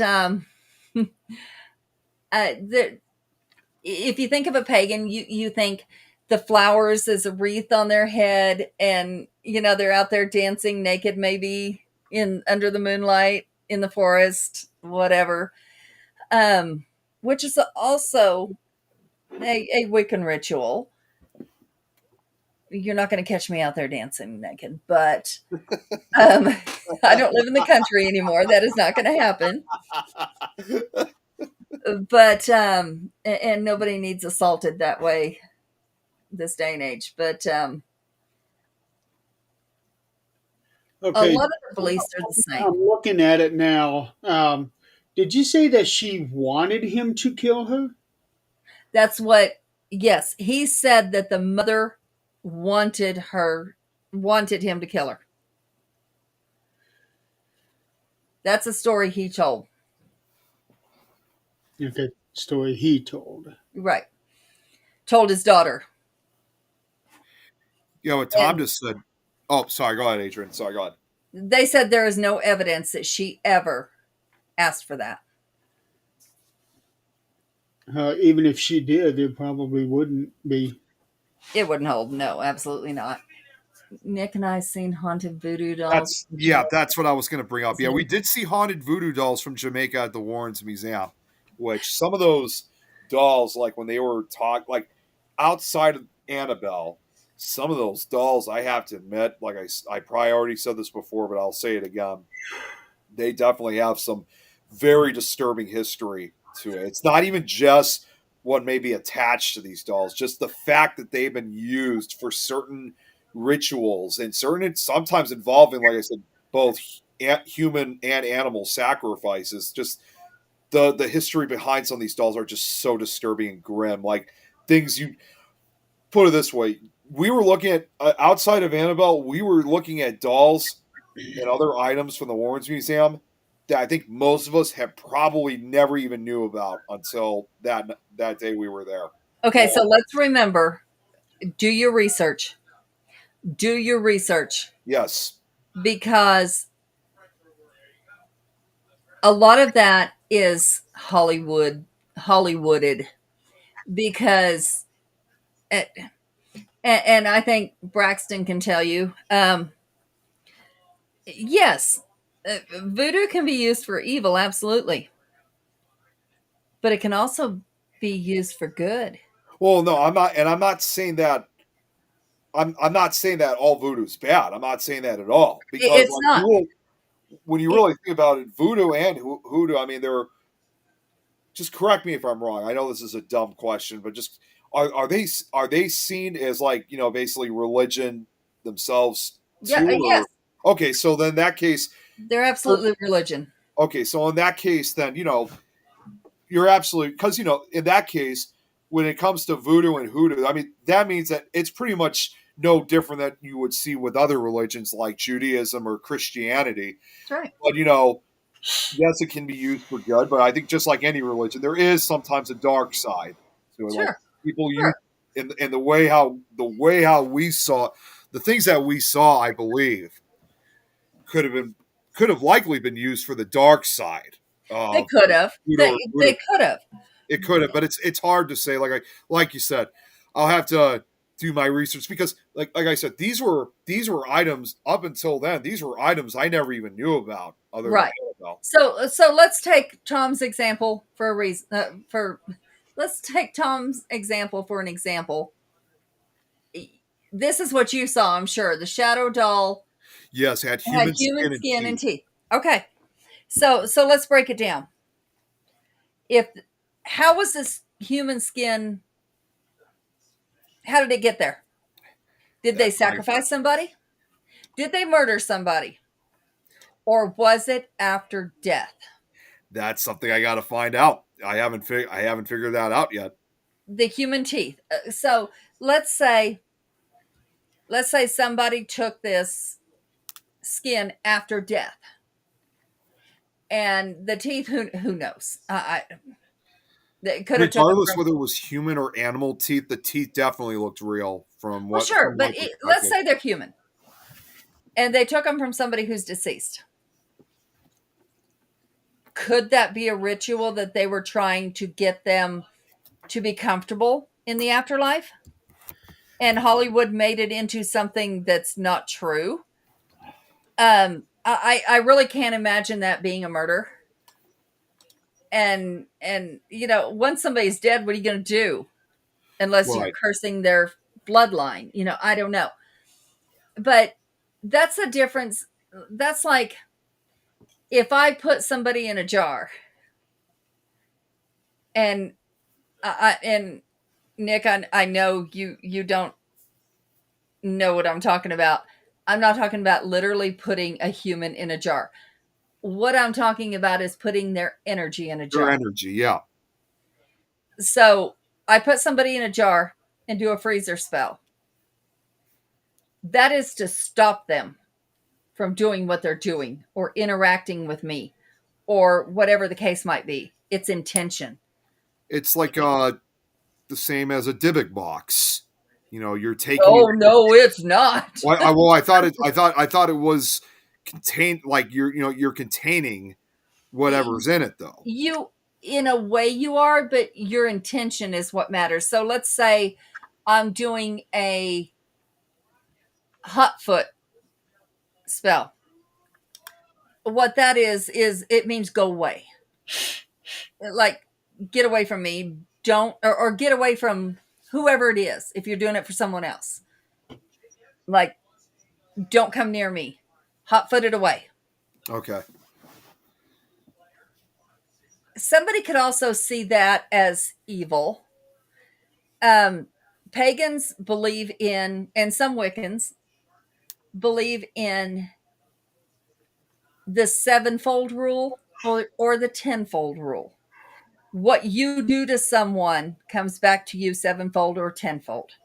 I don't believe that. Now, I don't play karma either. I'm not karma. So whatever karma I got coming back to me is going to come to me. If I intended something bad, yeah, it might come to me. If I didn't have a reason or whatever. But we all probably have a little bit of karma. Oh yeah, absolutely. And some of it is soul contract. We already made this contract before we got here. We knew we made this contract. We knew what was going to happen, and we locked into it. But a lot of it we create ourselves. We really do. What you put out comes back.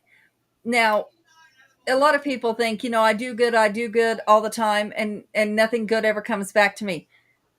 Okay. That tells me two things. One, you're either overthinking it and want it immediate, or your intentions when you're doing good are not good.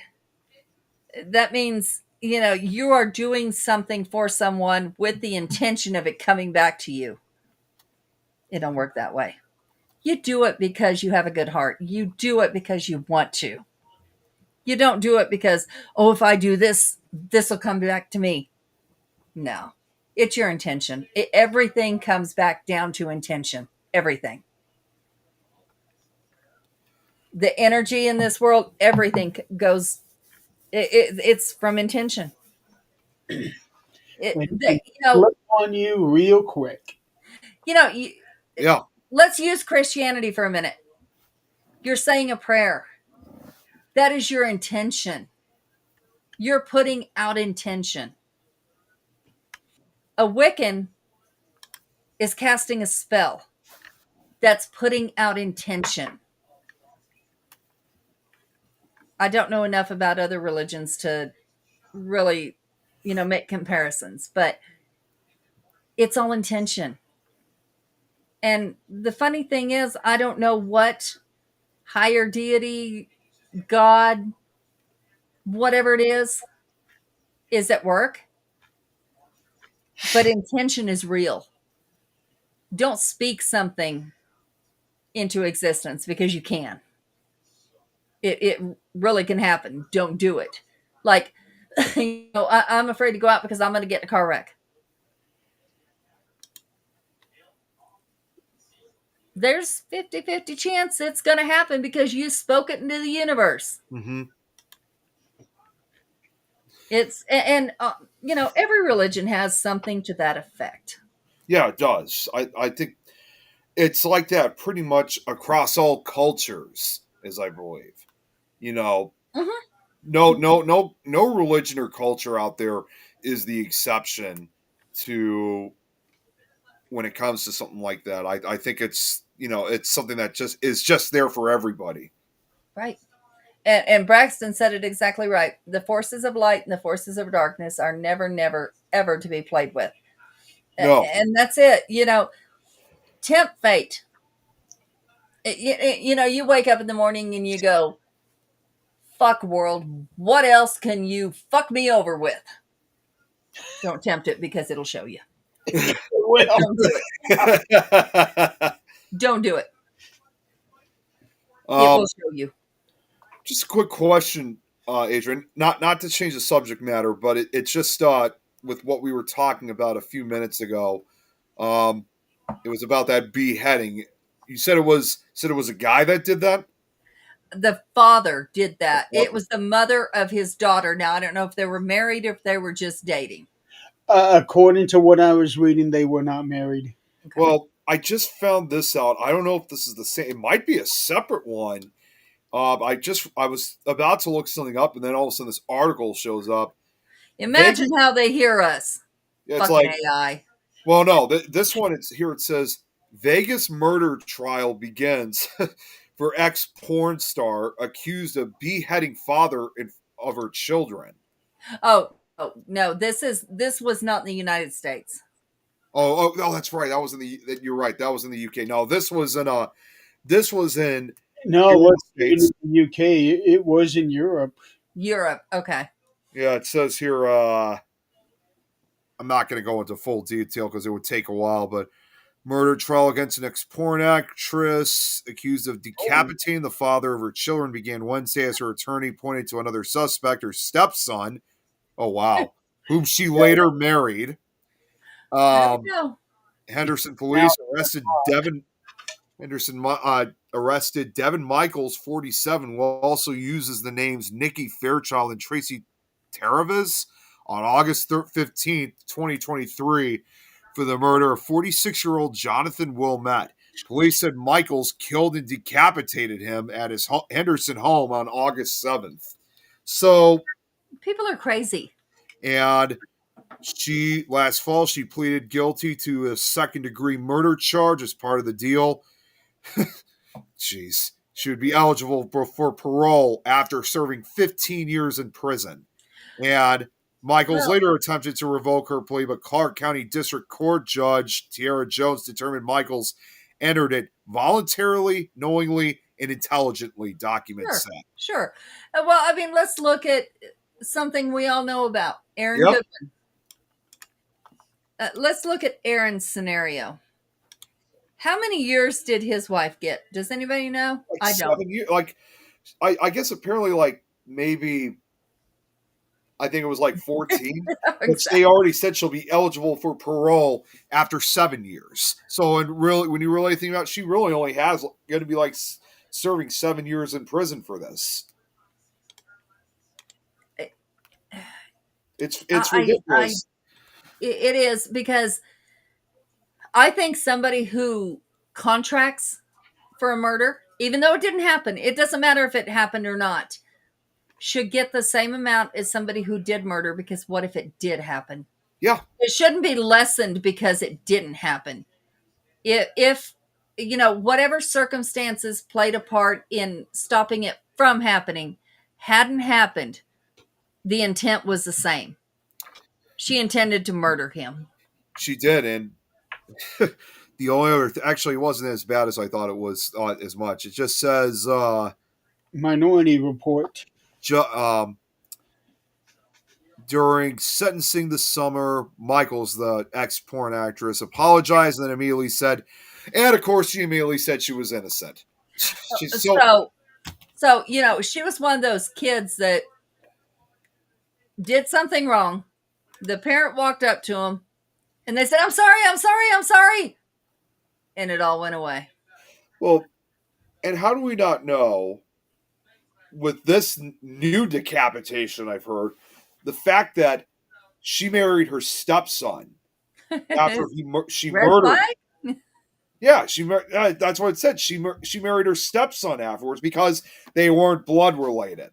And can you imagine right now?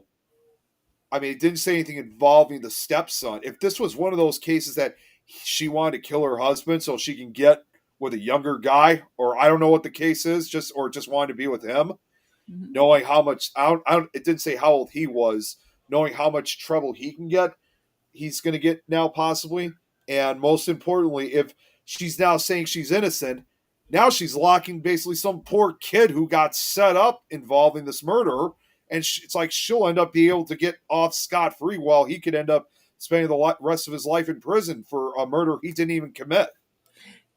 Bottom line is, we are getting way out there with shit. Used to, and I understand news wasn't as prevalent, internet wasn't as prevalent. I understand, or it wasn't there at all. But, I understand news didn't get around as quickly as it does now. But I think we have become a society that has made it okay in some form or fashion. I don't know how. We have made it okay to kill. We have made it okay to just be assholes to other people. It's not that we made certain things okay. It's that we made it to where people just don't care. Yeah, it's acceptable. And, it made me mad. I have watched so many cop cam videos, and the one thing I repeatedly see is, you're making me uncomfortable. I have my rights. You're making me uncomfortable. Step back from me. You're making me uncomfortable. Your fucking ass should be uncomfortable because you broke the law. You should be uncomfortable. But, it's since cameras are such a huge thing now, and you can put anything out on the internet, one person says, oh, I have my rights, you're not allowed to touch me, to a cop. So everybody tries to use that as if that's okay. Our laws are going to shit because nobody has to follow them. Because what? you have a drug charge. Yeah. You're going to spend life. You have a murder charge, you're out on parole in 8 years. Well, it's even worse. It seems like as if they're also kind of going back to their old-fashioned ways too. Like if it was a guy that committed a crime like that, in this case, like a murder, good likely chance he's going to be sentenced. He could end up also being sentenced to life in prison, or depending on the state, the death penalty. If it was a woman in this case, it's just like in these two cases with Aaron's wife, she gets out in 7 years. With this new case, I found out she could be eligible parole in 15 years. Let's go back to the old-fashioned ways. Let's go back to the old-fashioned ways. There was none of this bullshit. If you were guilty, found guilty, it doesn't matter if you were guilty, found guilty, your ass is hanging. The society's not going to feed you for another 10 years until you decide to do appeals until you run out of them. Yeah. If you were, yes, some innocent people did hang. I am quite sure of that because the system was not as strict. But there's got to be a medium somewhere. And if you knew that it was a possibility that as soon as you got convicted, your ass is dead, people would be a lot less inclined to, cause these crimes. In other countries where you steal, your fingers cut off. Yep. That's So right. two things happen. One, you're walking around like this, and people know you're a thief. Or like this, people know you're a thief. If that happens, you're already embarrassed because it's not okay in that country to be a thief. Right. When you lose your whole hand, you're not going to steal some shit no more because you ain't got a hand. That's right. Kids at a young age sit with a sign on the side of the road, say, I disrespected my parents, or I tried to steal, whatever your crime was. Embarrassment works. It's that was actually something that was used. I know it's a show that doesn't run anymore, but over a decade ago, I don't know if you guys ever watched that show. And it's an intense show. Beyond Scared Straight. Did you guys ever? Yeah. So which I know that was done by the same director that made the original Scared Straight documentary back in the late 70s. Yep. And they didn't. It wasn't very common, but some of those Scared Straight. I don't know if they still do them now because again, it was over a decade ago. But some of those programs that they had when they had these kids go into the jails, not only would they be dressed up like the inmates themselves, but sometimes they would have like this piece of paper, like a giant, like almost like a giant ID card in front of them and it would describe what they did. Saying, I stole this, I did drugs, that kind of thing. So Scared Straight programs, I know they kind of been falling out of popular use, but the times that it was occurring, that was a common thing that you saw in some of those programs. Right. But, you also see, they still do that. I'll tell you that. They still do that. You see them on TikTok. The thing is, now the kids, you've got this big butch woman on top of this little girl yelling at her, right? And telling her, you want to be my bitch? Do you want to be fucked by all these women? Because that's what's going to happen. I mean, they get with them. Yeah, they get in their faces a lot. They're not allowed to put their hands on them, but they can. They definitely get get within their faces. Right. You have to put your hands on somebody to scare them. And the little girl looks up at her and goes, "You can't do shit to me because I'm a minor. Fuck you." That's the attitude that these kids have now. It does not scare them because they know nothing can happen to them. Which is not true. But it's not true. That is the attitude that they have. And this is the attitude that we have started allowing. And, if more people, my kids were raised by a village. And yes, it was in Kentucky. And if you have ever been to Kentucky, and I wish she was still here. If you've ever been to Kentucky, very old fashioned. And my kids were raised in Kentucky. I'm telling you, the bus driver, we lived in a town of 300 people.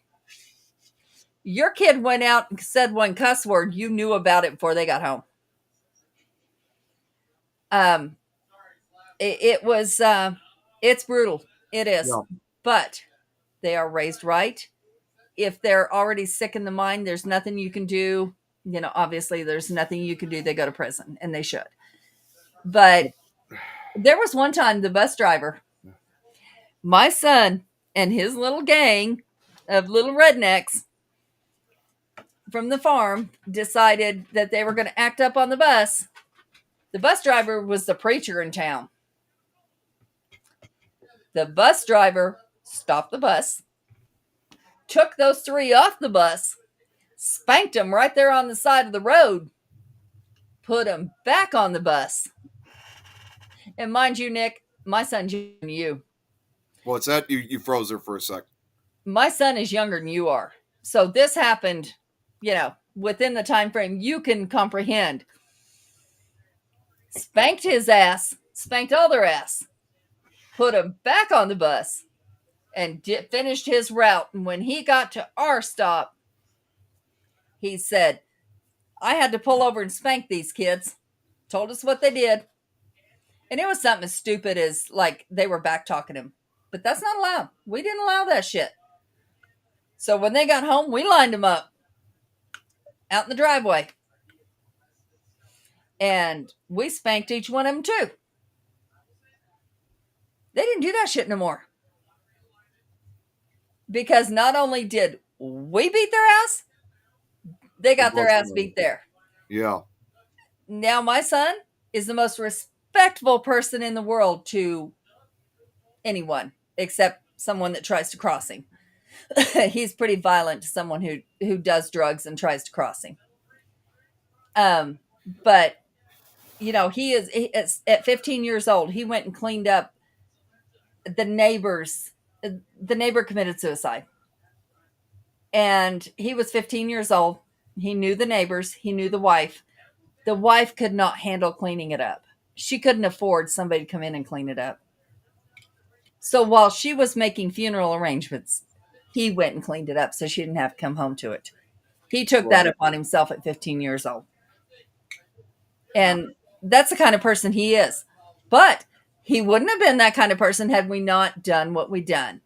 Yeah, because he would have had no respect for anyone or even for himself. He was raised by a village. He really was. And he had the values of that whole village. And I still believe it should be raised by a village. Well, now, and it's kind of similar when they have these scared straight programs. I mean, some people obviously would probably disagree otherwise because it is true. These programs that they had, it was not going to change. I mean, it changed the vast majority of these kids from what they were doing, but it was not going to change everybody. Right. Unfortunately, you still had your bad seeds out there that were going to still continue doing this stuff and sometimes may even get a lot worse. And unfortunately, since the airing of that series, sadly, at least 2 or 3 of those kids have died because of what they were involved with. But also, I think there's also another one down in Georgia. He has been a repeat offender numerous times. He's been going in and out of jails. I think he probably still is to this day. I mean, yes, you can't change everyone, but I see where you're coming from, though. And what I was going to say is, regardless of the fact, while some people think that it may not seem right, it's just like sometimes you got to make some tough choices, just to try to better correct your kid. It's not a way in any way, shape, or form of, trying to be mean or trying to be abusive or trying to think you have, as a parent, you have power over their kids. You're just trying to show them that you keep going down this path, you're going to end up this way. This is where you're going to be. And Braxton, that's right. And even if you're still under 18, because again, a lot of them were, although in some of the episodes, they actually did extend to 18 and 19-year-olds too. They're like, once you're in, there's nothing I can do. I can't help you then. You're on your own. But here's the thing. It's like I said, it takes a village to raise them. But here's the thing. Where some of them fell through the cracks, and we need to make it not okay. It is unfortunate. It is. And it's not their parents' fault most of the time. Because let's look at some of the kids that were raised in very poor neighborhoods where all they had around them was gangs. That's the village that raised them. The parent had to work, whether it was a mother, father, it doesn't matter. They had to work. So therefore, the kid was kind of left on his own. That was the latchkey kids that we talk about. They come home from school. They had the key to the house. Parents were still at work. So, of course, they're not going to go home and do their homework. They're going to go out and they're going to meet up with those gangs that treat them like an adult. a lot of times too on the show, which you probably have seen, Adrian. I'm not trying to make this like a racial kind of thing, but a lot of the kids that were featured on the show were like predominantly African American kids, and a Mhm. lot of them lived kind of like in the urban areas. So unfortunately, a lot of them. I mean, yeah, you had your share of white kids as well, and also Oh some yeah. Hispanics, but Oh a yeah. vast majority of these black kids, would often usually be associating with these gangs, and even when they would go into these jails. There was also, you didn't see this very often, but every once in a while, when some of these kids would go into the jail, every once in a while they would sometimes have an inmate or two that knows one of the kids, either Right. a relative or a Right. fellow gang member, and like to really try to put that reality in them, saying, "Look, I everything that you and I have done together, look what's happened to me. I'm in here now. Now that I finally it's Hmm. finally opened my eyes. If it's happened to me, it's going to happen to you. So you got to change your ways." Well, see, here's the thing. You just hit it on the head. What you see is the African American kids because they were raised in poverty and Yes. they had to go with the gangs and not had to, but that's what happened. The Mexicans, same thing. Their parents had to work, and I'm telling you, there's no harder worker than a Mexican. I'll tell you that all day long. But the kids were kind of left on their own through no fault of the parents. That's what they had to do. What if we turned it around?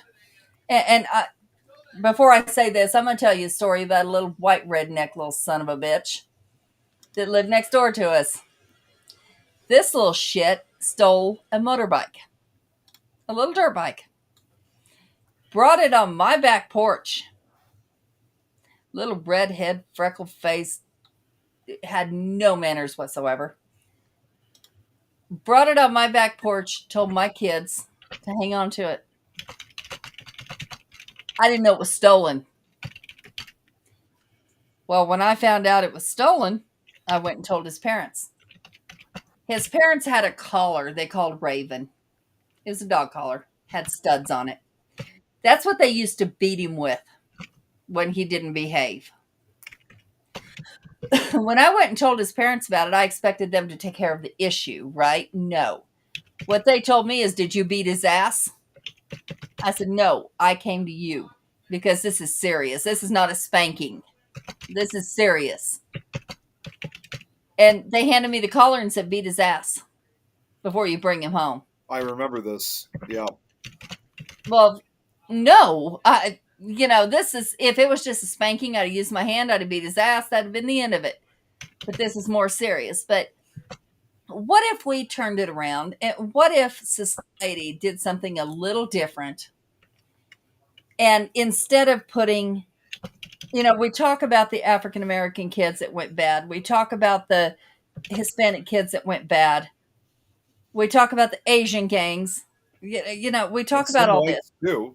It's basically everybody. In fact, I remember even on some occasions too, on that again on Beyond Scared Straight, they also did some episodes in Oklahoma. So you also had a small group of Native American kids as well. Oh, that's not small. Trust me, that Well, group no, I is mean, not small. well, no, I mean like what they show on the show though. Like they Sure, don't. and that's what I'm saying. Yeah. Why don't we turn it around? What if we turned it around and instead of using that stigma, because what we show is the kids that went bad, the kids that were in gangs, the kids that, we show the worst, the worst. What if we were to turn it around and show the African American kids that have done so much good in this world, the Hispanic kids that have done so much good in this world, so people don't stigmatize these racial, groups that, oh well, this is this and this is, and let's face it, that's what we have done. So why don't we talk about the good that they've done? So that, and police will stigmatize them. I mean, there's no getting around that. That is fact. Police will stigmatize the kids on their color, on their where they live, whatever. But what if we were to show the good that they do?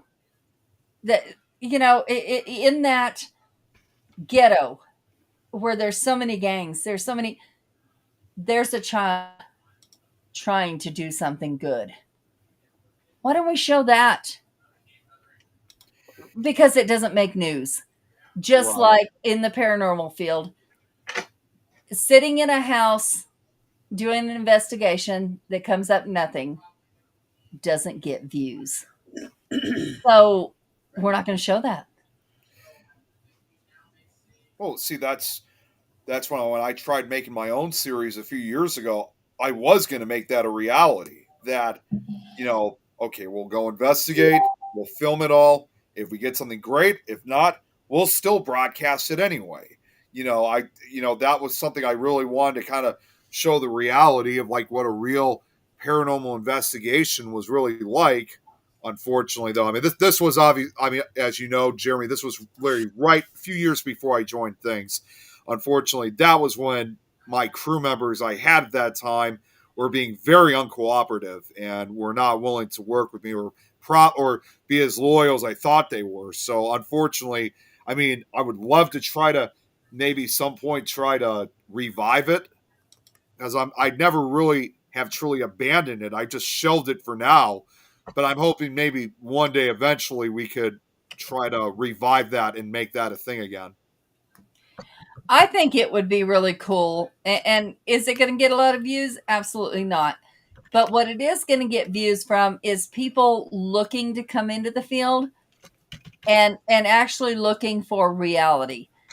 Like, let's say you film an hour and have cuts of an 8-hour night that you did. Call and response session. Whatever you decide to do for investigating that night. And even though you get no responses, you talk about how sometimes we don't, but most of the times we don't. And it's for the science. And, it just kind of explain that you're not going to go in everywhere and get something like in the shows because they only show what does get something. And even that's embellished to a huge extent. See, the way how I kind of wanted to do this show was, and again, some people would think otherwise, but again, I was trying to be as realistic as possible. Was I think I asked you guys this question a long time ago, but you guys remember the show Paranormal Witness? You Yep. guys remember that show? Okay, so my show, which it was a title that I was surprised had not, I mean, maybe it's been used now since, because this was like back in 2018 when I tried making this series. My show was, and it was just gonna be a YouTube show. It was going to be called Paranormal Travels, which again, it was a title I'm surprised no one had used sooner. And I did look it up before, just to be sure, but no one used that title. And my Paranormal Travels was in a way going to be very similar to Paranormal Witness. How they did the episodes where they interviewed the people in front of this black background and whatnot. It was going to be almost like Paranormal Witness, but the difference was, unlike Paranormal Witness, which relied on reenactments, I wanted everything in between interviews the real stuff. I didn't want reenactors to look like, I mean, yes, every now and then in some of the episodes, they sometimes did show the real photos or video, but for the most part, they just show like snippets of it. You never see the full footage, unfortunately. Yeah. You're lucky if there's some episodes where they might have it on for a few minutes, but you still never see the full thing. In fact, the episode that really inspired me of wanting to make this series was the very last episode of Paranormal Witness. It was when they were that team investigated South Pittsburgh Hospital in Tennessee. And I'm watching it, and they have this paranormal footage. They interview some of the team members, including the guy who filmed a lot of it. But throughout the entire episode, it's not the real footage. It's just all reenactment. And And I'm sitting there and I'm thinking to myself, like, wait a minute, where the hell is the real footage? Where is the Yeah. real footage here? Why are we watching the fake stuff? Right. And you That's know, Hollywood. yeah, I mean, it was just they were showing the reenactment footage instead of the, it just didn't make sense, and I was kind of disappointed, and I was especially disappointed for a show that when it first started actually did really well, only for the very last episode of the show to go down to fail dramatically. Yeah. So And that's the thing. That's why I to this day will not watch my show. The show I well, was on, I will not watch it. it was that episode of Paranormal Witness that I'd be. It was that episode that had inspired me to think, I should do a show just like this, but instead of the reenactment footage, Mm-hmm. add all the real stuff. Yep. But another big difference compared to Paranormal Witnesses, because obviously the vast majority of people that were involved in that show were not paranormal investigators. It's just like from some of the other past shows we've seen, they were just normal, everyday citizens. Yes, again, every now and then, sometimes you did have a paranormal investigator episode, but most times it was usually just everyday citizens. In my case, yes, being paranormal investigator myself, and so were the guys at times, I would say, back then. We kind of wanted to do this from like our point of view, but also I would even say on these, I already pictured myself like we talk about the investigation. We talk about, I would even, you guys know me, I would even talk about the location, the history, even though parts of the footage would probably have me say that too.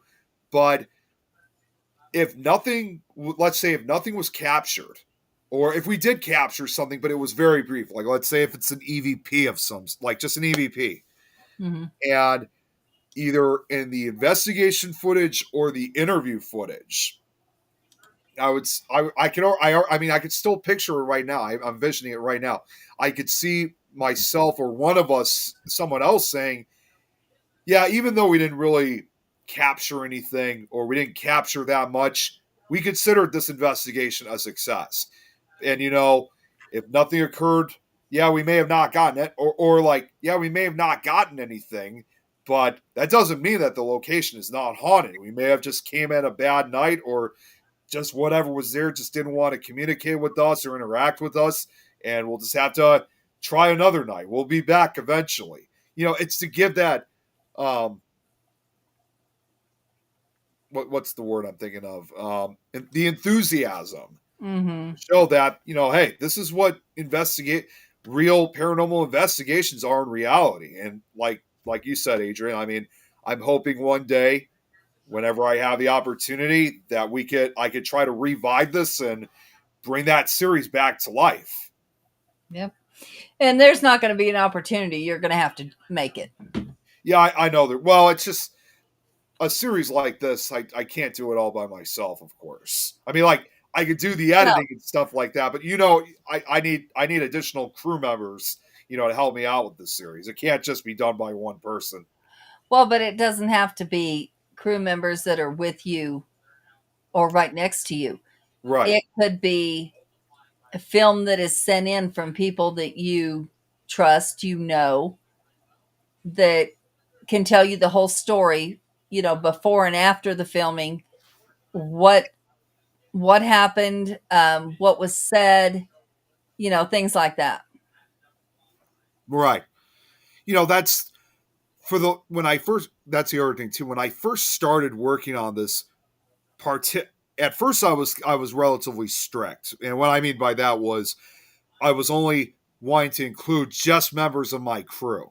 Didn't want to include anybody else at that time because I really wanted to make this like my own independent project. I at that time I was concerned that people would get a little too close to my projects, and then next, they want a piece of the pie. They want to have. And that's true. Yeah, that's so I was strict with that for the longest time. And again, to be clear on things, it was not.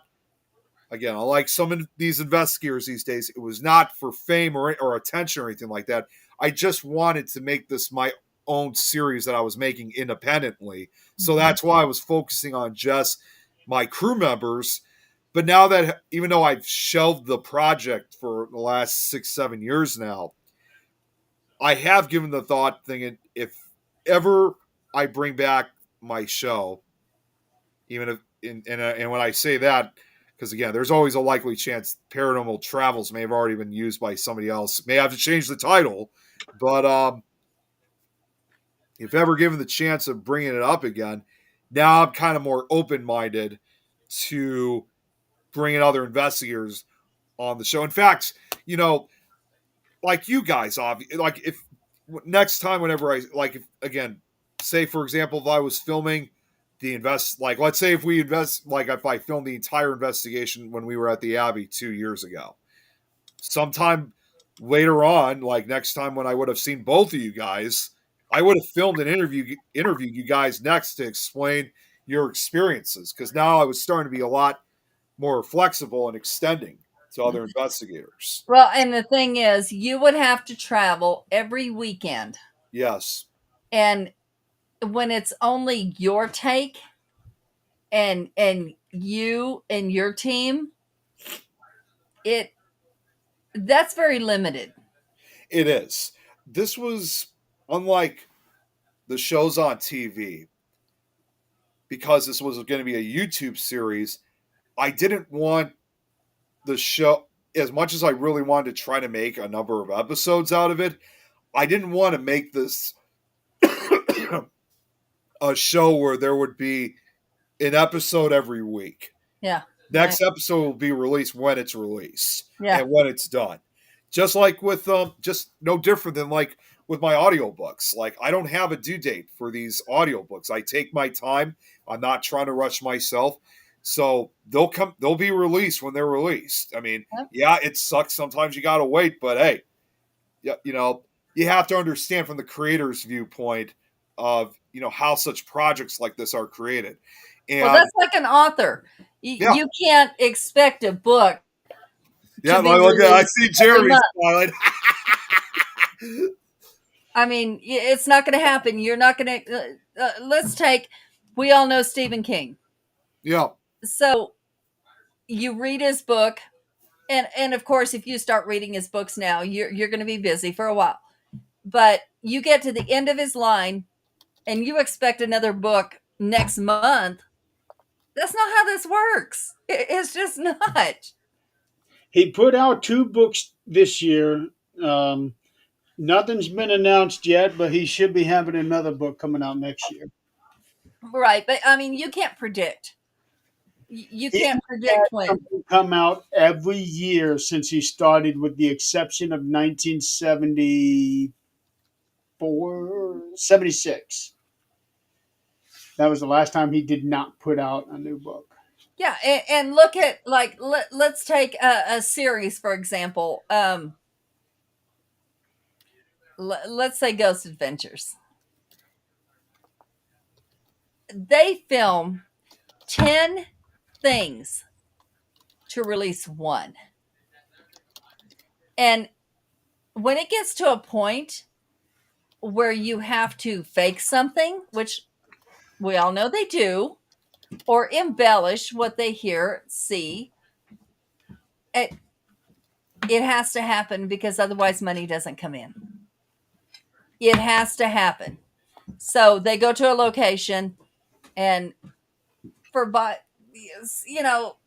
maybe happenstance, there's a creak in the ceiling, or there's the pipes knock as the hot water goes through. They have to use it, and that's not what we want to portray to the newcomers, because that's not how this works. It's just not. When we hear that, we're going to go debunk that. We're not going to run to it and say, did you hear that? That was so-and-so that they said lives up there. No, we're going to go find out what it really is. Yeah, like that's kind of like, again, how I was picturing my series to be kind of, I mean, yes, every now and then we didn't want to be like Ghost Adventures. I mean, right. Yes, every now and then if we heard a noise, we would say, yeah, did you hear that? Thinking, what the hell was that? Well, let's go instead of saying, "Oh, there's someone walking upstairs." I'm like, "Well, Right. let's go upstairs." Well, instead of saying all that, saying, "Well, Yes. let's go upstairs and see what caused Right. that noise." Right. And that's what I would like to see shown to the audience Yeah, is how to debunk and how to do all these things. Now, is that going to be popular? Absolutely not. Because people want thrills.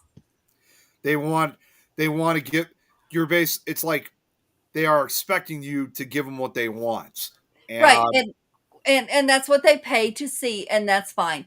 But like my coffee talks and stuff have become very popular. We do coffee talks on I can't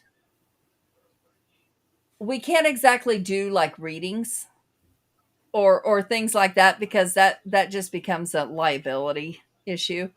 But we can talk about ghost stories, we can talk about how things are done, we can talk about how mediums work, um things like that they ask us, we can talk about. Now I've had people pull me aside and say, if you see something around me, please let me know, I'm open, things like that.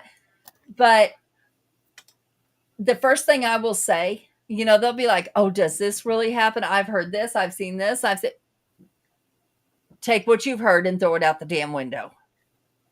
Let's start over. Because what you've heard is probably bullshit.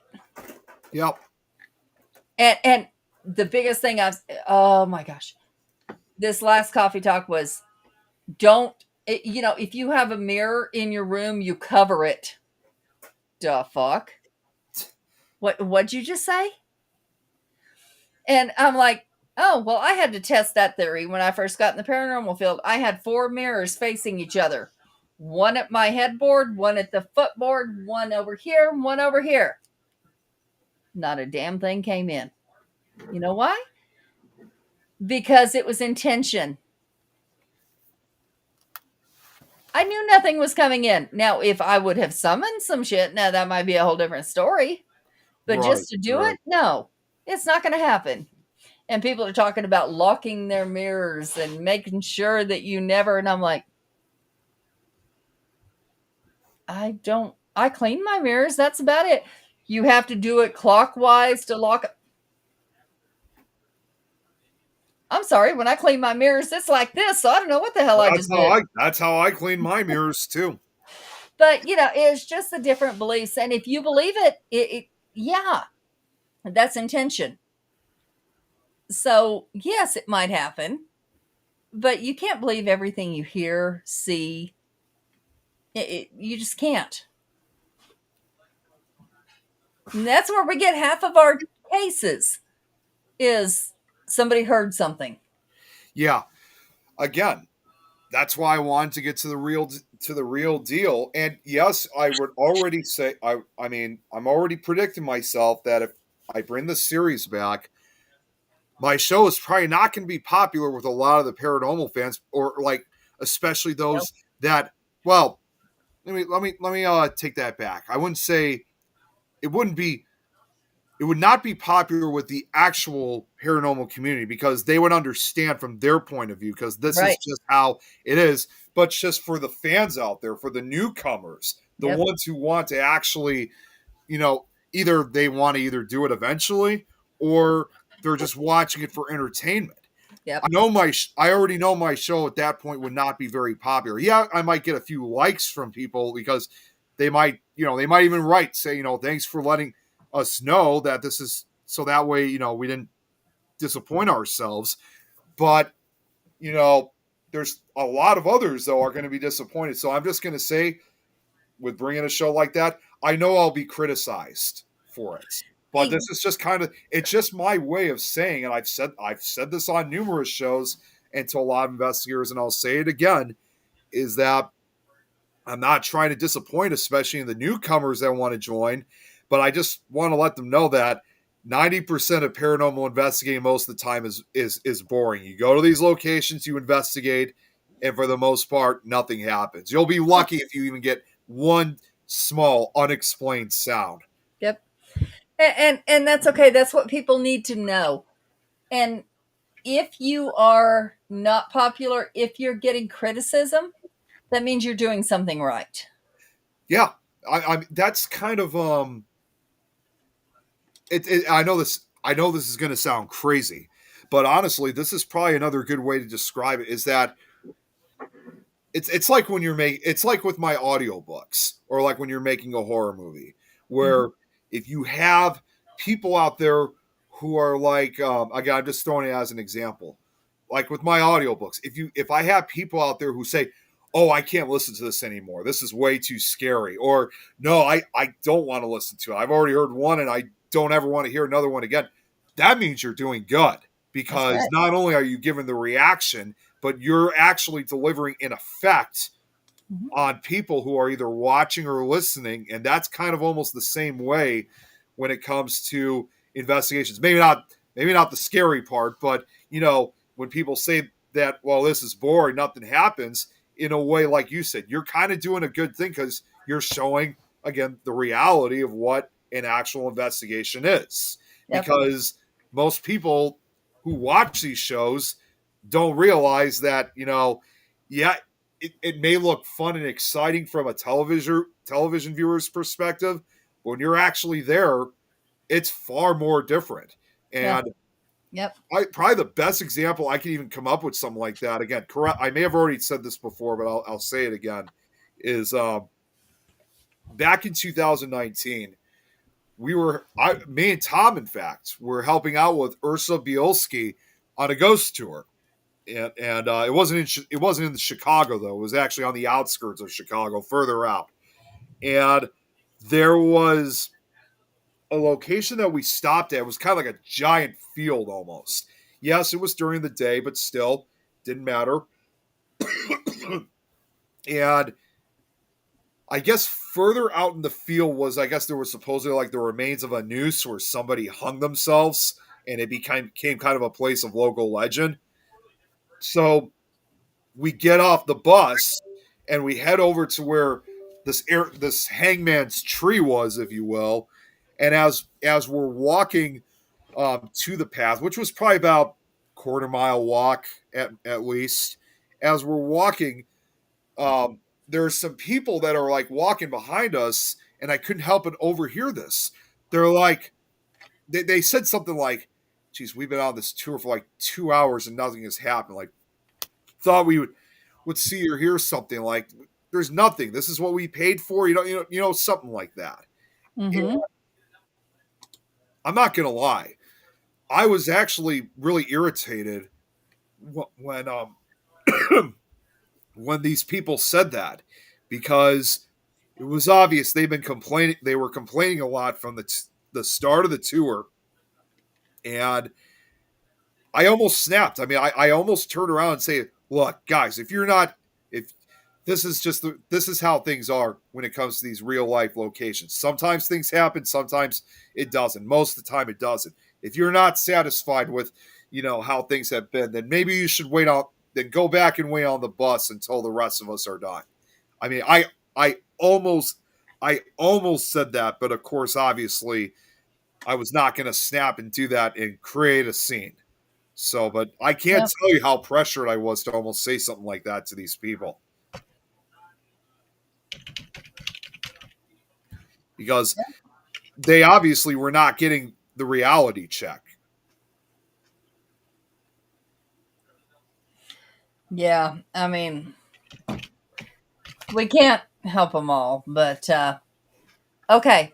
It is late, Yeah, guys. it's 9:45 over here.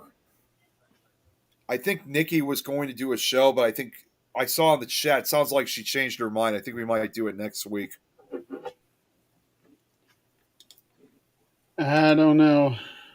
Yeah, well, when I get off after this, I'll call her and see what she says. Yeah, it sounds like she's not doing it. That's what I'm saying. Yeah, that's what I was looking at, and that's fine with me because again, yes, I'm a lot better now, but I'm still recuperating from this upper respiratory infection. I need some sleep.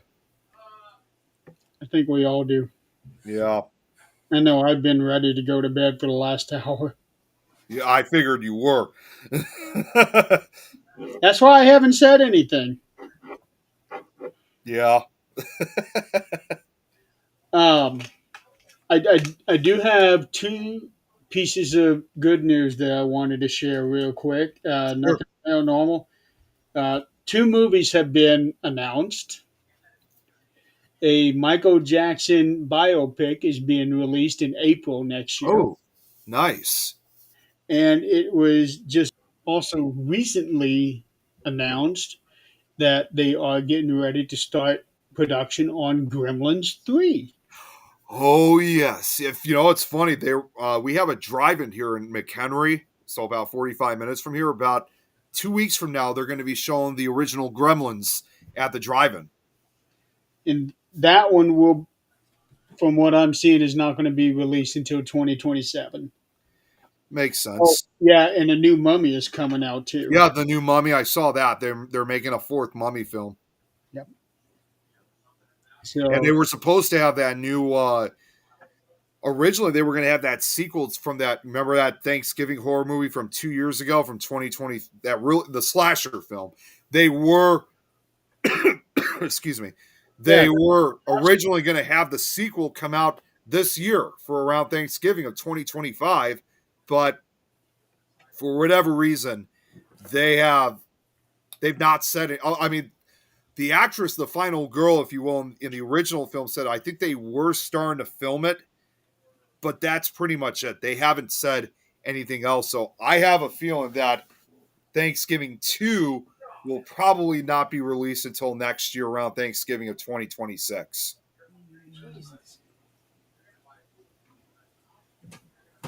okay, yeah, haven't seen anything on that one yet. So next week, I guess we'll just find out what we're going to talk about next week. Yeah, that's as a reminder too. We'll be able to do shows for the next 2 weeks because then the weekend after the 20th, that's Thanksgiving for us, son. Yeah, we won't be on. No, we definitely won't be. No. But I will be on tomorrow night, so I'm I'm looking forward to that one. 13th Dimension coming back for six yeah. seasons. I'm gonna try to tune in so I can um, watch it because it would be great to see the old crew back again. Yes. Yeah. And also sometime over the next couple days.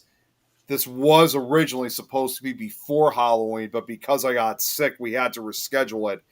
Um, you was I'm supposed to do that show with Matt Grant at some point. I know I sent that link of his show a few days ago. He wanted to do a quick show with me in it, but he was doing it through the Facebook Live app. And I don't know what was going on, but when I tried joining the show, my phone, it would not allow me to join. So that's why we had to reschedule it. So next couple of days, I should be back on his show. So it'll be good talking with Matt again. I remember I was watching when that happened. He kept trying and trying and trying, and then he said, "Okay, we're done." And then, yeah, we'll give him one more shot. We'll give him one It more. was it was so frustrating because like he would send out the invite, and I would press join, and nothing happened. Like I thought to myself, because again, unfortunately, you can only use your phone. You can't use your computer for it. I thought to myself, like, is my phone just positioned incorrectly? Like, why is it not working? It didn't make any sense. We must have done it like 4 or 5 times, and there were even times that I was trying to because you could send out a request or notification to join the show, but it just seemed like nothing was working. So, unfortunately, much to my frustration, the one thing I knew for sure was that I wasn't going to be able to join unfortunately. So, It um, was at least 5 times. yeah, it was at least 5 times. So yeah, I wasn't going to be able to join, and that's why we had to reschedule. Exactly when we're going to have the rescheduled show, I'm not entirely sure. Yeah.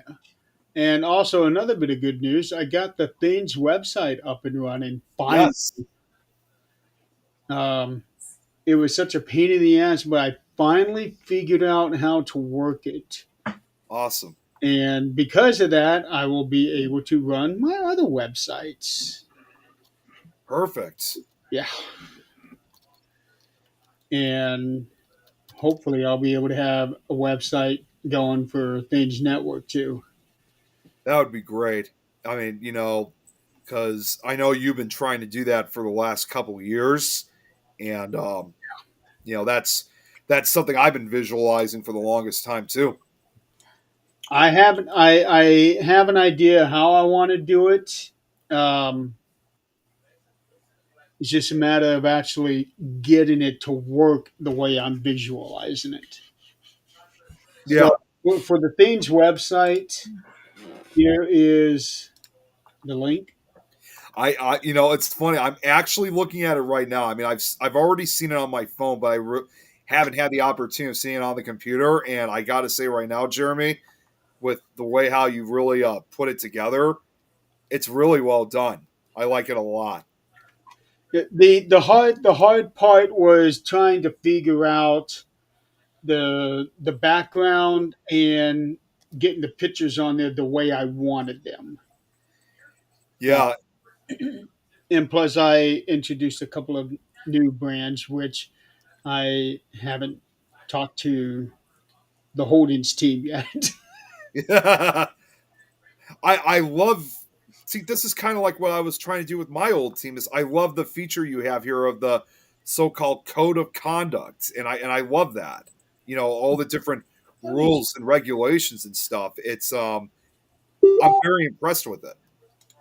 Yeah, gotta have it. Yeah, you do. Well, that's what I was trying to do with the old team that I was a part of, Yeah. and it was well, We can't look back at the past. We can only go forward. well, no. I mean, yeah, I know but no, I'm just saying that I tried doing something like this with the old crew, but a lot of what you put here, Jeremy, is like what I originally was trying to do. So very, very well done. There's there's more to it that I need to do. I at least have the request help thing up and running. That's what I really wanted to focus on. Plus, I got the team, the pictures up there. Um, now I just need to do the Things Family Network, the Given Tree. If I can ever get that thing going.